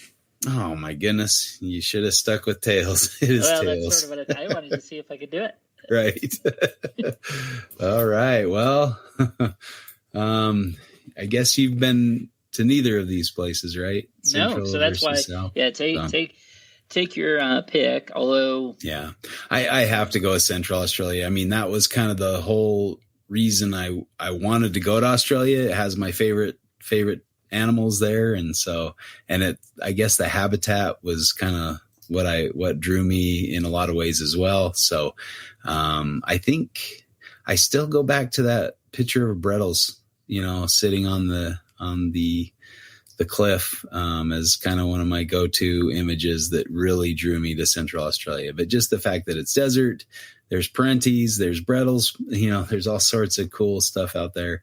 That's what draws me. And then of course, the iconic Uluru and Catajuda down in the more southern area of central Northern Territory is iconic. I mean, that's, when a lot of people think of Australia, they think of Uluru and the big rock, out in the middle of the desert. So pretty fantastic. But I will say, in regards to South Australia, I was not really looking forward to it. I was thinking, this is going to be hard herping, and it was hard herping. I mean, we only saw 2 snakes on the whole trip. So that was a little rough, but man, it was incredible. Like the scenery, the landscape, the diversity of lizards, so yeah, there's a lot to say about South Australia as well. So yeah. Yeah, absolutely. I mean, the thing that jumps out, right, as you said, it's not particularly python diverse, but you do have some very special carpets. Right. A shot at womas, children's pythons, right, is what they would be coming down. So, yeah, I mean, there's maybe 4 total. But just the idea that if you look up squamata in South Australia, that the number one find is a shingleback. Right. It's pretty amazing. Right? Yeah.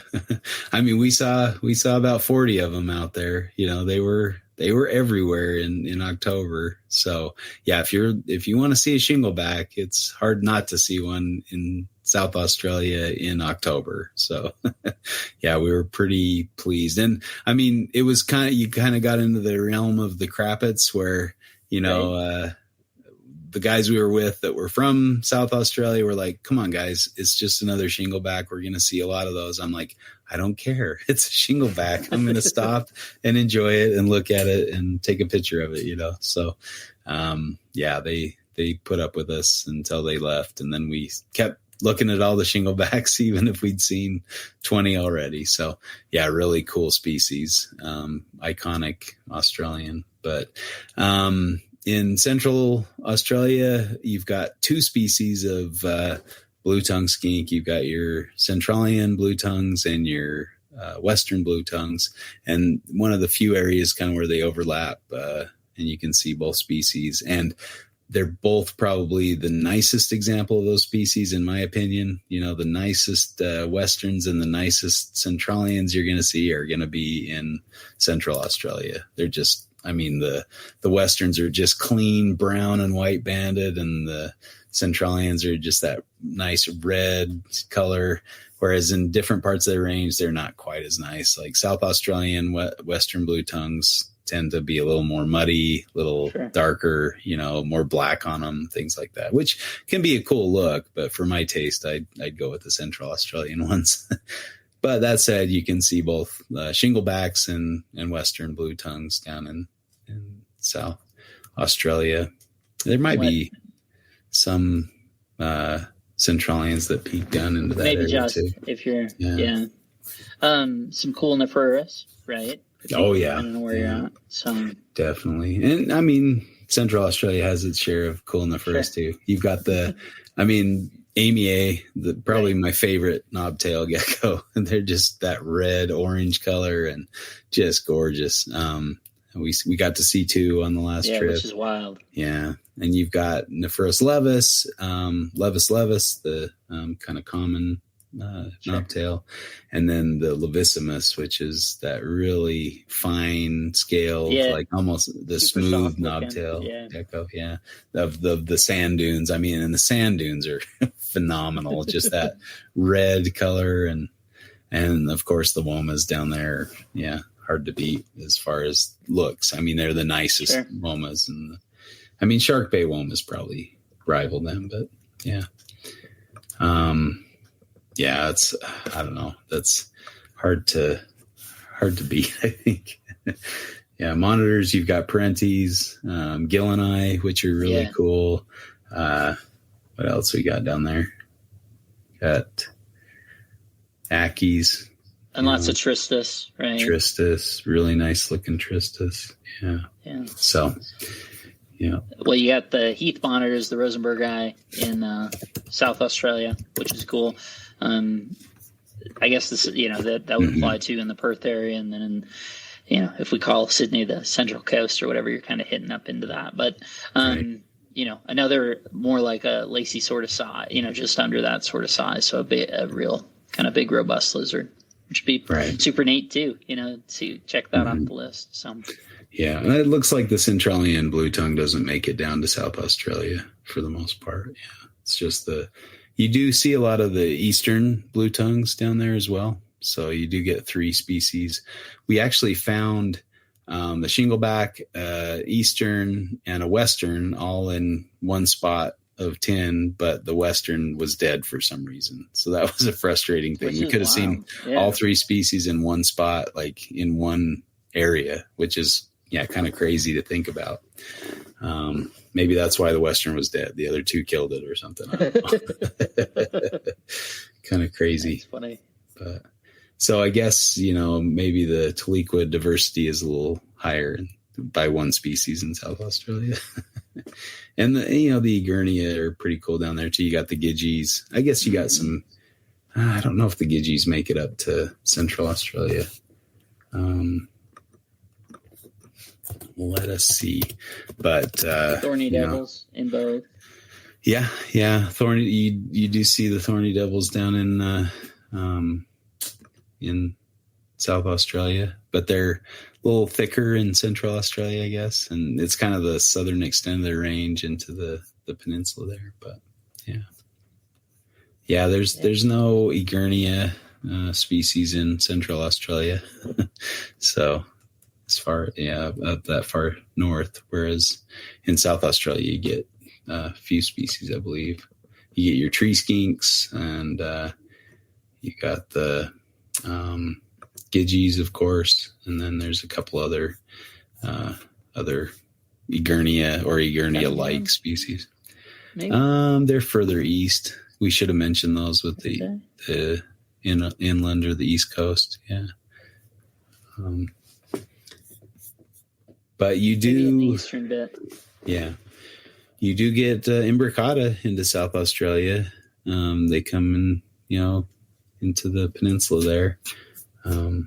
So not bad having a couple really cool carpet pythons within a few hours drive of each other. Real light on the ground. But if they're there, if they're there, they're there, probably. Yeah, exactly.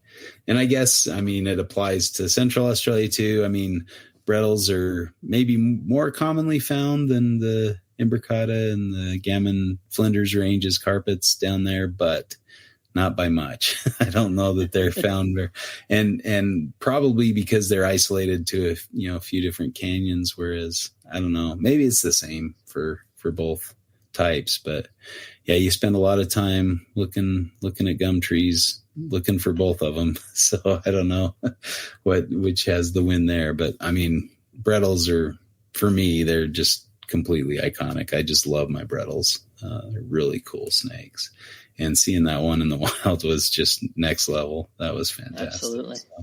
But I imagine I'd feel equally excited about seeing a gammons or even an imbricata in South Australia. So, that's a toss up, I think, for me. I don't know that I can pick one over the other. It's hard. Yeah. What else we got out there? We mentioned the monitors, the pythons, all the cool stuff, the big skinks, but also like the desert skinks in Central Australia are pretty cool. There may be some as well, but I think the dragon diversity definitely goes to South Australia. So many different kinds of dragon type lizards. The bearded dragons are very thick down there, although I guess depending on the time of year, they can be very thick in Alice Springs as well. On my first trip, we saw more than I can count. And now on the second trip, we saw one DOR, so it was like the inland bearded dragons were kind of far and few between. But on the South Australia trip in October, they were all over the place, and also in Central Australia. So, but your small, like endemic South Australian dragons, really cool. Red barred dragons are phenomenal looking. Look those up if you haven't seen those. There's a lot of different species of Ctenophorus down there. That starts with a C, CT, Ctenophorus. Really cool. Like, your central netted dragons you'll get in Central Australia, but their relatives are much more diverse down in South Australia. So it's kind of a fun group of lizards for sure. Brightly colored males. So I don't know, just looking at the monitors in Central Australia, the idea of Acanthurus, Gillini, Eremius, Brevicata. I mean, a lot, and obviously Parentes, but and Flavies are the Gouldii. Yeah, they're everywhere. Really cool. The little Odatria. That's a pretty amazing assemblage. Although I'm sure Brevicata, difficult to find. Eremius, I'm sure they are. I did see Eremius, but they don't stick around long for pictures. Like they were out of there, I even saw a few on this last trip. I'm pretty sure they were Eremius, but they could have been something else too. I tried to get pictures or video or whatever, but they just zipped between the different bushes, and oh man, it was kind of a pain. I was alone too. We'd kind of split up and gone looking at different places, and I wish I would have had somebody with me to kind of corner it, see if we could get either a picture or get one in hand or something. But yeah, that'd be cool. But yeah, the monitor diversity is very high in Central Australia. Beautiful place. I guess the accessibility, Adelaide is a pretty good sized town, bigger than Alice Springs. And so you're probably going to find a cheaper rental in Adelaide versus Alice. Flights in are more common probably to Adelaide than Alice Springs. So that the accessibility, you've got an advantage in at least in terms of getting to the area generally. And getting into the main, I guess, starter city. Right. Cause it is, I know, like, you really have to pay attention if you're renting a car in Alice Springs. If you want to go anywhere, you've got to get a car with unlimited miles if you're going to herp it, just because you're driving a lot of places. And that they can often charge by the mile past like a really low and not far amount. Not far amount. If you want to go to Uluru, if you want to see kind of the big rock in the middle of Central Australia, you've got to have unlimited miles, or else it's almost like they know you're going to have to stay for 2 weeks just to drive there. Yeah. Right. And you can take a bus tour or something, but you're not going to get out herping around that area at night or anything. I guess the other side, like, they do close down Uluru, and I've heard of people being escorted out of the park after dark. So they'll, we didn't have that problem. We did kind of traverse through that area, but we were headed out of the park, so we were outside the park boundaries when we were camping or whatever. But there's that possibility to kind of get kicked out of, especially as such a known area. Right? It's the downside of herping a spot that is so internationally renowned. So and busy. There's quite a few people. Ulara can be expensive, but you can get a burger or something, out in the middle of Australia. There's a lot of buses going through there, and so you'll see DOR Flavies everywhere. The Gouldii type monitors, and there's also DOR. Thorny devils, like I saw I haven't seen a live thorny devil in Central Australia. I've seen like 5 or 6 DORs, which is really hard to see. It's terrible.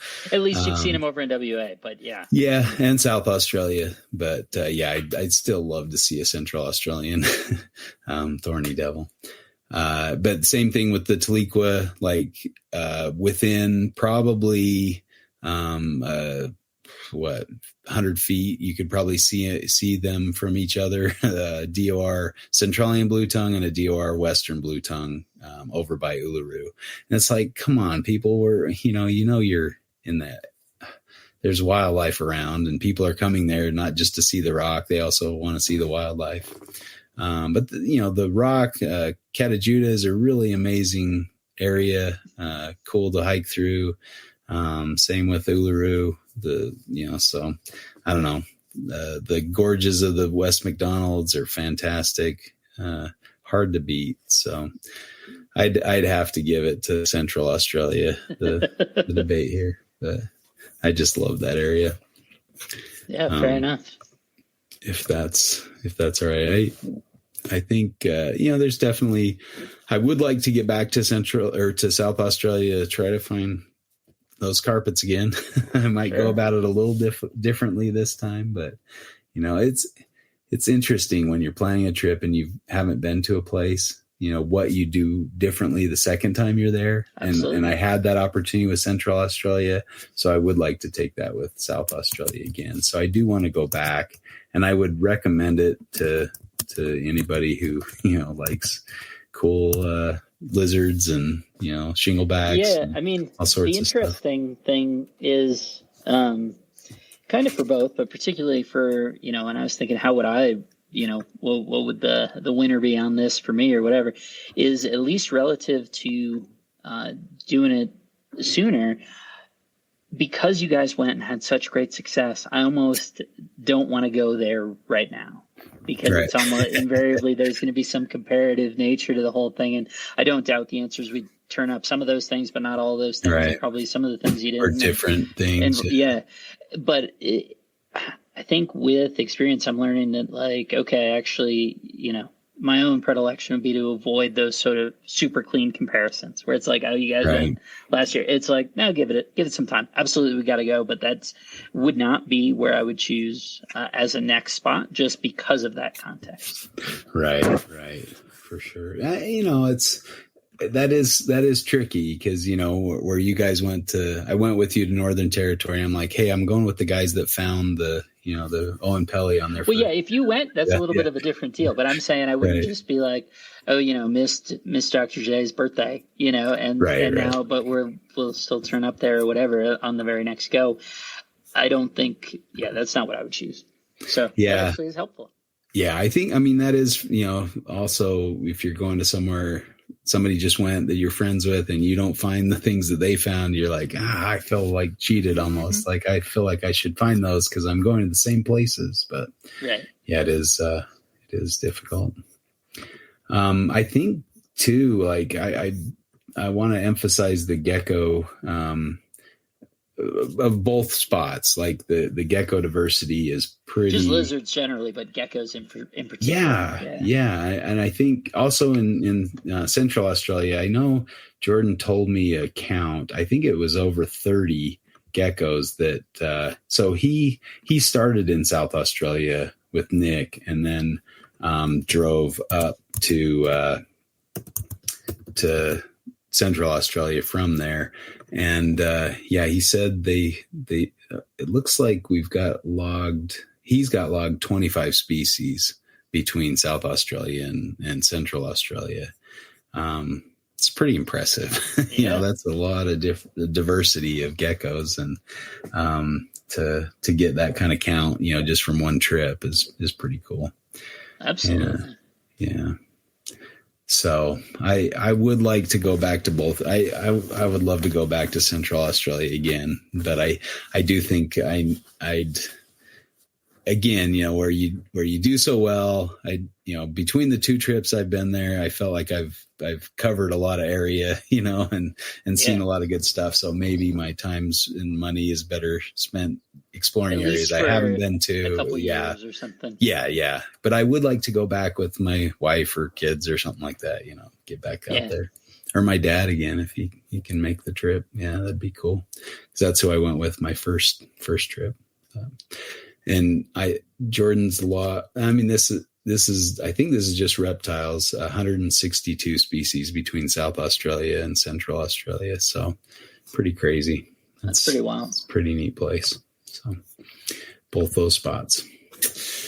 All right. Now we've got the difficult ones. The final four here. Between Western Australia and Central Australia. That's a Sophie's choice for me. I don't know that we need to rehash anything, but I I don't know that I could decide that one. I mean, based on what you've heard me talk about, what would you pick, I guess, to say I'd want to go here? And, I guess it would be biased by what you're maybe looking for or wanting to see. But I don't know, what would you choose? I think getting to Western Australia is, double the flight from the East Coast. Sure. So the expense is going to be a little more. Although I would imagine that there are more flights to Perth than Alice, right? Just on a sort of day-to-day basis or whatever. It might be the same price to fly, to Perth versus Alice, just because the frequency. Yeah. Right. Exactly right. The sort of infrastructure and costs and things are probably cheaper in WA if you're close to Perth, if you're kind of in what we're talking about in that southern bit. As you get further north, then it's probably more akin to sort of the Alice all over, right? Right. Alice sounds like a really cool, weird town, right? There's that book from the, whatever the 50s, a town called Alice or whatever. Kind of a lot of vibes and a lot, Right. So, definitely both mandatories for sure. As I say, if it's a function of next, then for me, I would go WA of those two. Although I think Central Australia is a must do, for sure. Yeah.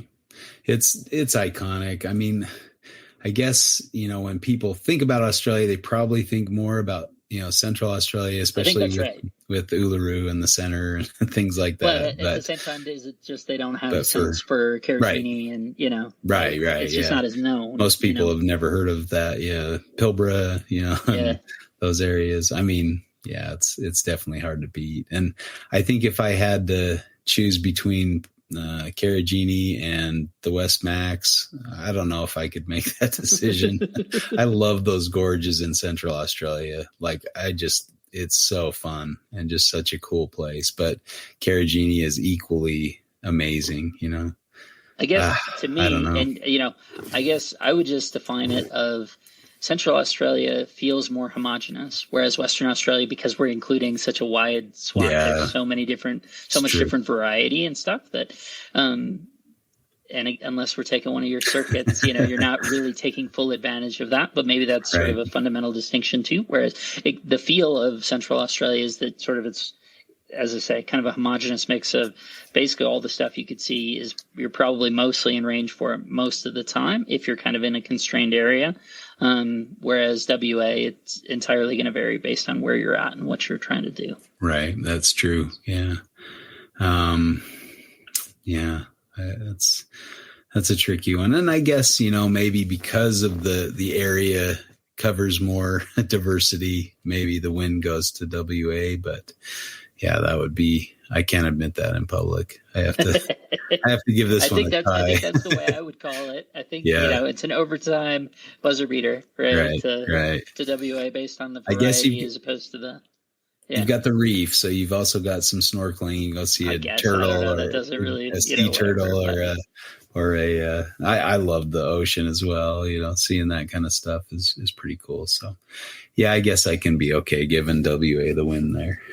Right. I don't know. I'm too much of a Squamata bro. I don't know if you, how do the birds fit into any of this and how do the. Yeah. I mean, that's a toss up too. I mean, there's really cool stuff in both areas. I mean, probably South Australia takes the cake for bird life as far as diversity of different parrots and number of birds. I think I saw more in South Australia than I did, but WA You're just so busy not seeing snakes though. I know. Yeah, that's true. Like you're focusing more on the birds when you're seeing less reptiles, and in WA you're seeing reptiles pretty frequently. But again, big stretches between. I guess let's give it to WA for this one. But just by a whisker. By a whisker. And as far as top end and F and Q, that's another tricky one as well. That's hard. I think F and Q is a little more comfortable, if that makes sense. there's more accommodations. There's more, it's more luxuries, Not quite more, as hot. It's more not, glamping you're not on the surface versus, of the sun. exactly. Yeah. The extremes aren't as extreme. I guess you've got croc danger in both spots. Yeah. The python diversity is pretty similar. I think is monitor diversity go to NT? I would think so. To the top end versus. Because again, it depends how far down you're counting. Right. Yeah.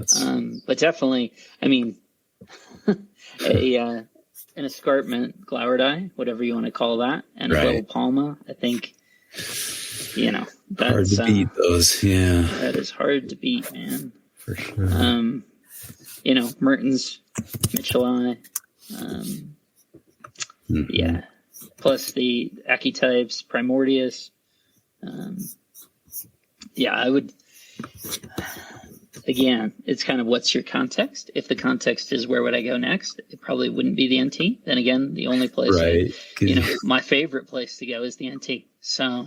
Yeah, I don't know. I think I would love to get back up to the Iron Range again. So I might side because I've only been there once and I've been to the NT twice, but man, I really want to find that Owen Pelly python. So that'd be.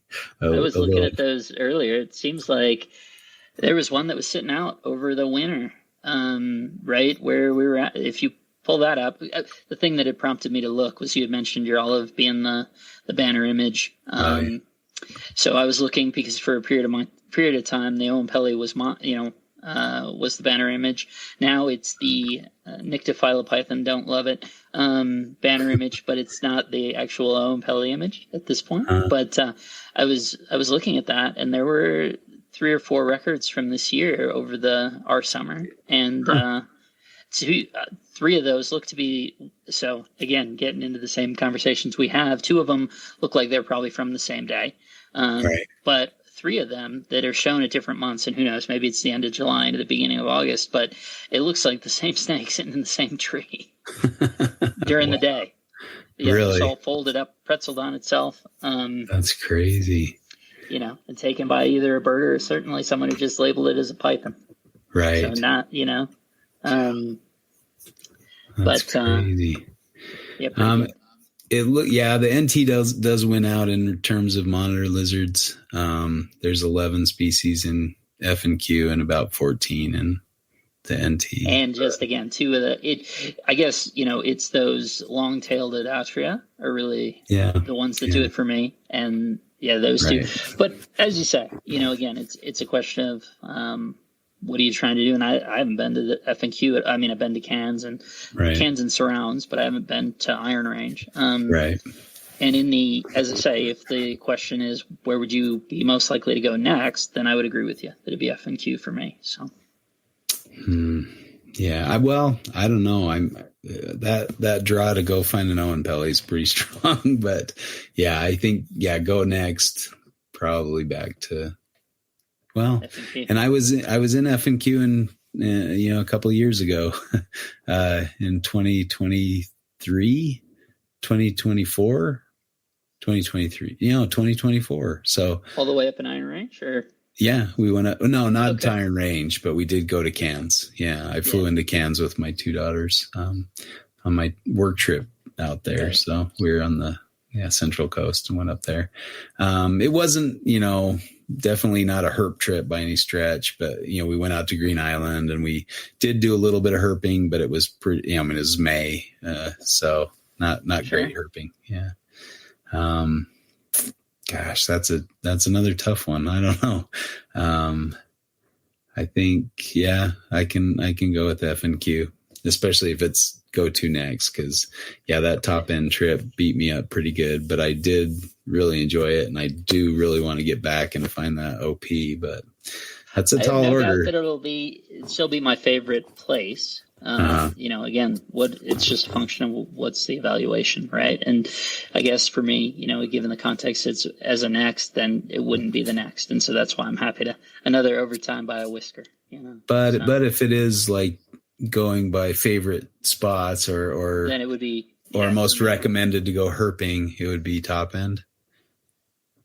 Well, so I haven't been to Iron Range, so I can't speak as cleanly to that part. If you were to go on a first trip and your focus was less on finding the coolest thing, it was about finding a thing, I would probably say F&Q, including cans. I do think there's something to say for the sort of the quantity, the potential quantity of stuff that you can find, relative reliability. I think there's something to that.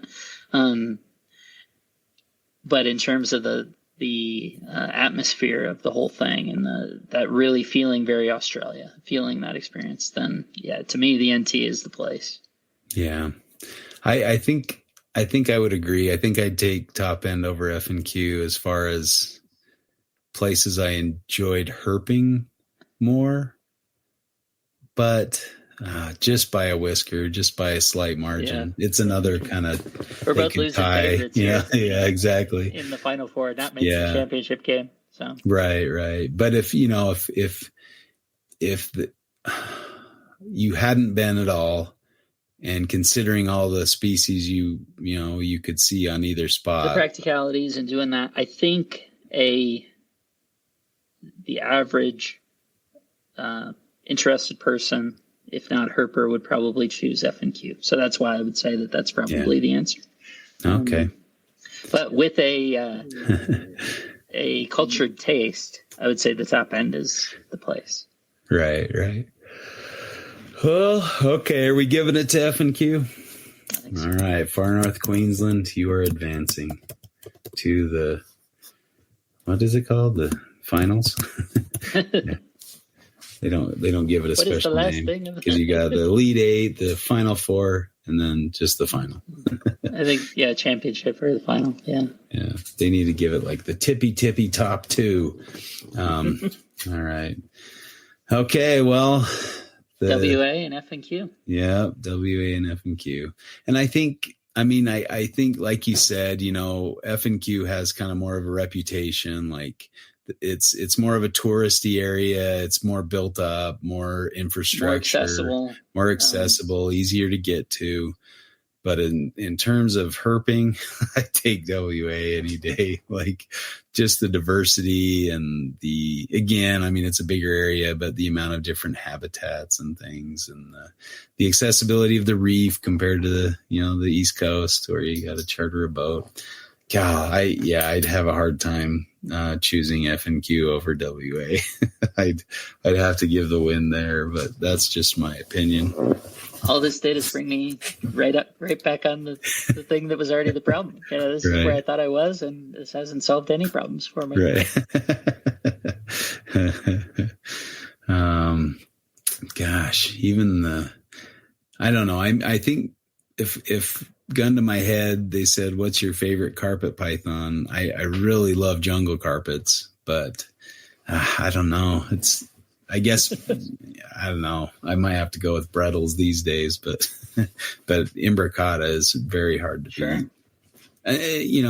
I was pretty lucky to see some two really nice individuals, better than most I've seen that are in captivity and things like that. Like I've seen some of the captive specimens, like, but some of the wild stuff I've seen, or pictures of wild specimens are just out of this world. So I would like to see more imbricata down the road.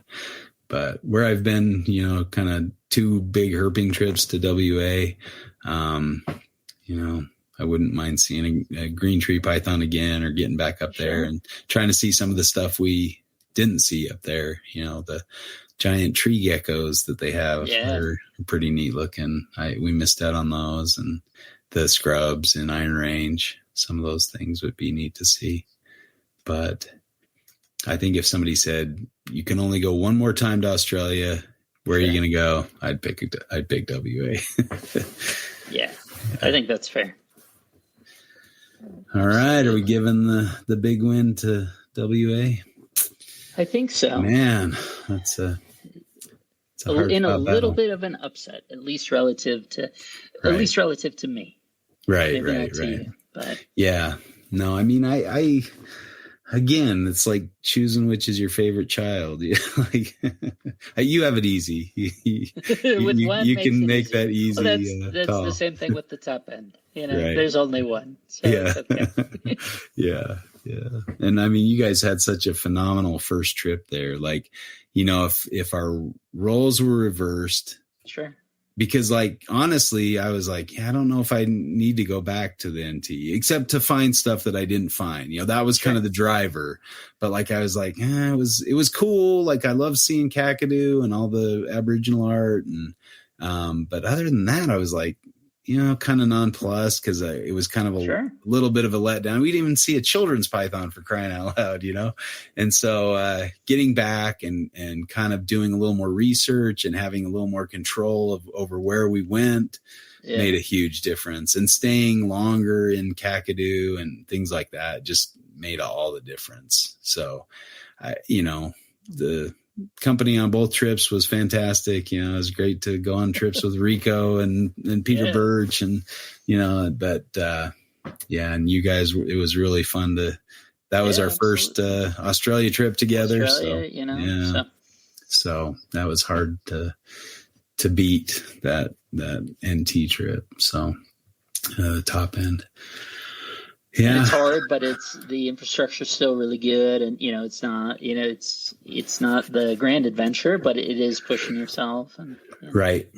And I think there's grand adventure aspects of both F&Q and WA. You can stay close to the city and you can stay, you can do a touristy thing. And I mean, I even forgot to mention Rotten Nest Island. Off of Perth, that was kind of a touristy thing, but it was fantastic. And there's a lot of cool endemic, reptiles that you're just, the Rotten Nest Island shinglebacks and there's some dugites out there that are unique and the king skinks and stuff like that. So pretty cool spot. And it's gorgeous, like absolutely gorgeous. I mean, awesome. I don't think I've seen more beautiful beaches in my life than in WA. Like they are fantastic. Like 80 Mile Beach, forget about it. Like that was like a ooh and ah moment when we drove, and got caught sight of the beach. It was like, oh my goodness, this is phenomenal. So, I don't know. I didn't even mention the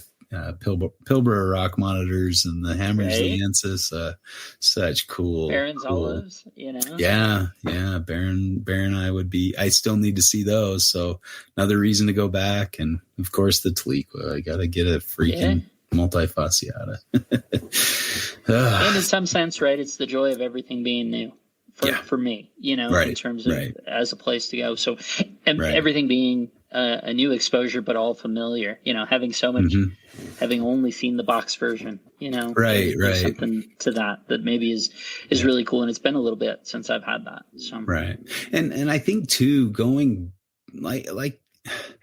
back to an area is a little risky because you risk disappointment. Like, oh, that wasn't as good as my last trip out there. Maybe I wasted my time. I should have gone to a different area, Sure. And so, I almost think it's kind of, and I don't know that we had that necessarily with my 2 WA trips, because that was one where I did it 1 year and then the next year, and we kind of went a little later the second trip than the first trip. And we actually saw less numbers, but maybe more diversity. We saw some things that we didn't see on the first trip, on the second trip, so it was, but we also saw a lot of the same stuff. So it was kind of like sixes. I mean, I think if I was going to say which was my favorite, was the first one, because it was with my wife, and we saw a lot of cool stuff and just had a great first experience. time on seeing it.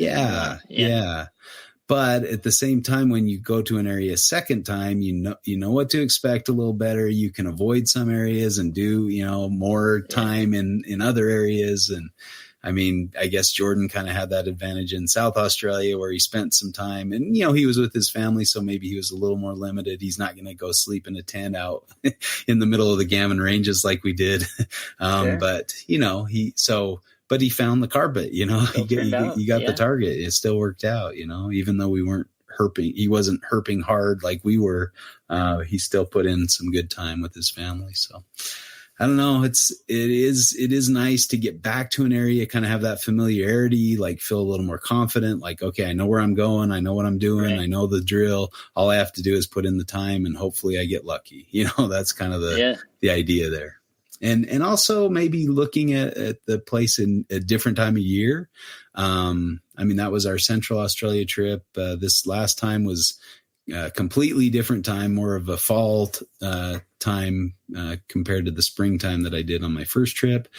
First trip was the wettest year on record, so lots of rain. Second trip was very hot and dry, not much rain except a few showers here and there. And both were very successful. We saw lots of stuff, but completely different diversity on both trips. So going to a place at a different time of year can be kind of cool that way too. I would worry about going to FNQ like in June because you might see 15 green tree pythons, but that might be all that you see. You might not see anything else. And so, going kind of in October might have a better draw because you'll still have a chance at seeing a green tree python, but you'll probably see a lot more diversity that way.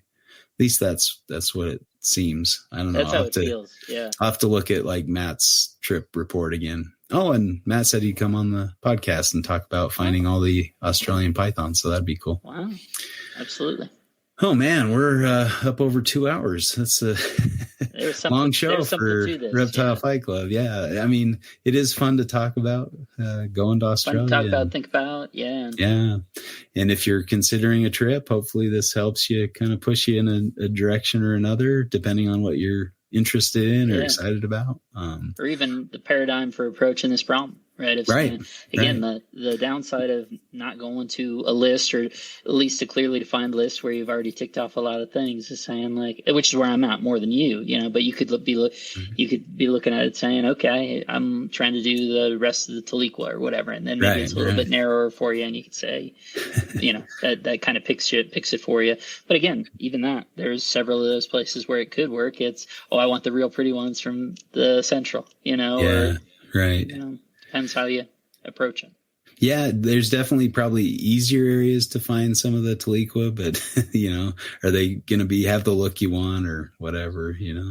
Those WA Taliqua are really nice too. Pretty good. Yeah. Yeah, you can get both Westerns and Centralians in WA as well. So, good stuff. Good stuff. Well, now just get some time and some money and go back. That's the next goal, I suppose. Yeah. How to get back there. All right. Well, this has been fun. I enjoyed the topic. Thanks, Aspen, for suggesting this. Yeah. Cool idea. Fun topic. We'll have to do with some other stuff, maybe different species or groups of, types, pythons versus you get some real fighting going. Yeah. Exactly. Bring on some guests to fight their favorite group of reptiles. All right. Well, it's been fun listening to Eric and Owen. They've really stepped it up, and Eric's got a kind of revitalization after a little bit of a slow period there with some health concerns, but he's putting out a lot of good stuff. So check out Morelia Python Radio. The new and old. Yeah. Python Radio. Check out the originals as well as the latest stuff. And I really enjoyed listening to talk to Stephen Katz. I think I might have mentioned that last time, but I'm looking forward to listening to their latest one. I haven't had a chance yet, but look into that. And, all right. Well, we'll thank them and appreciate their support of our show here. And thanks for listening to us. And we'll catch you again next week for Reptile Fight Club.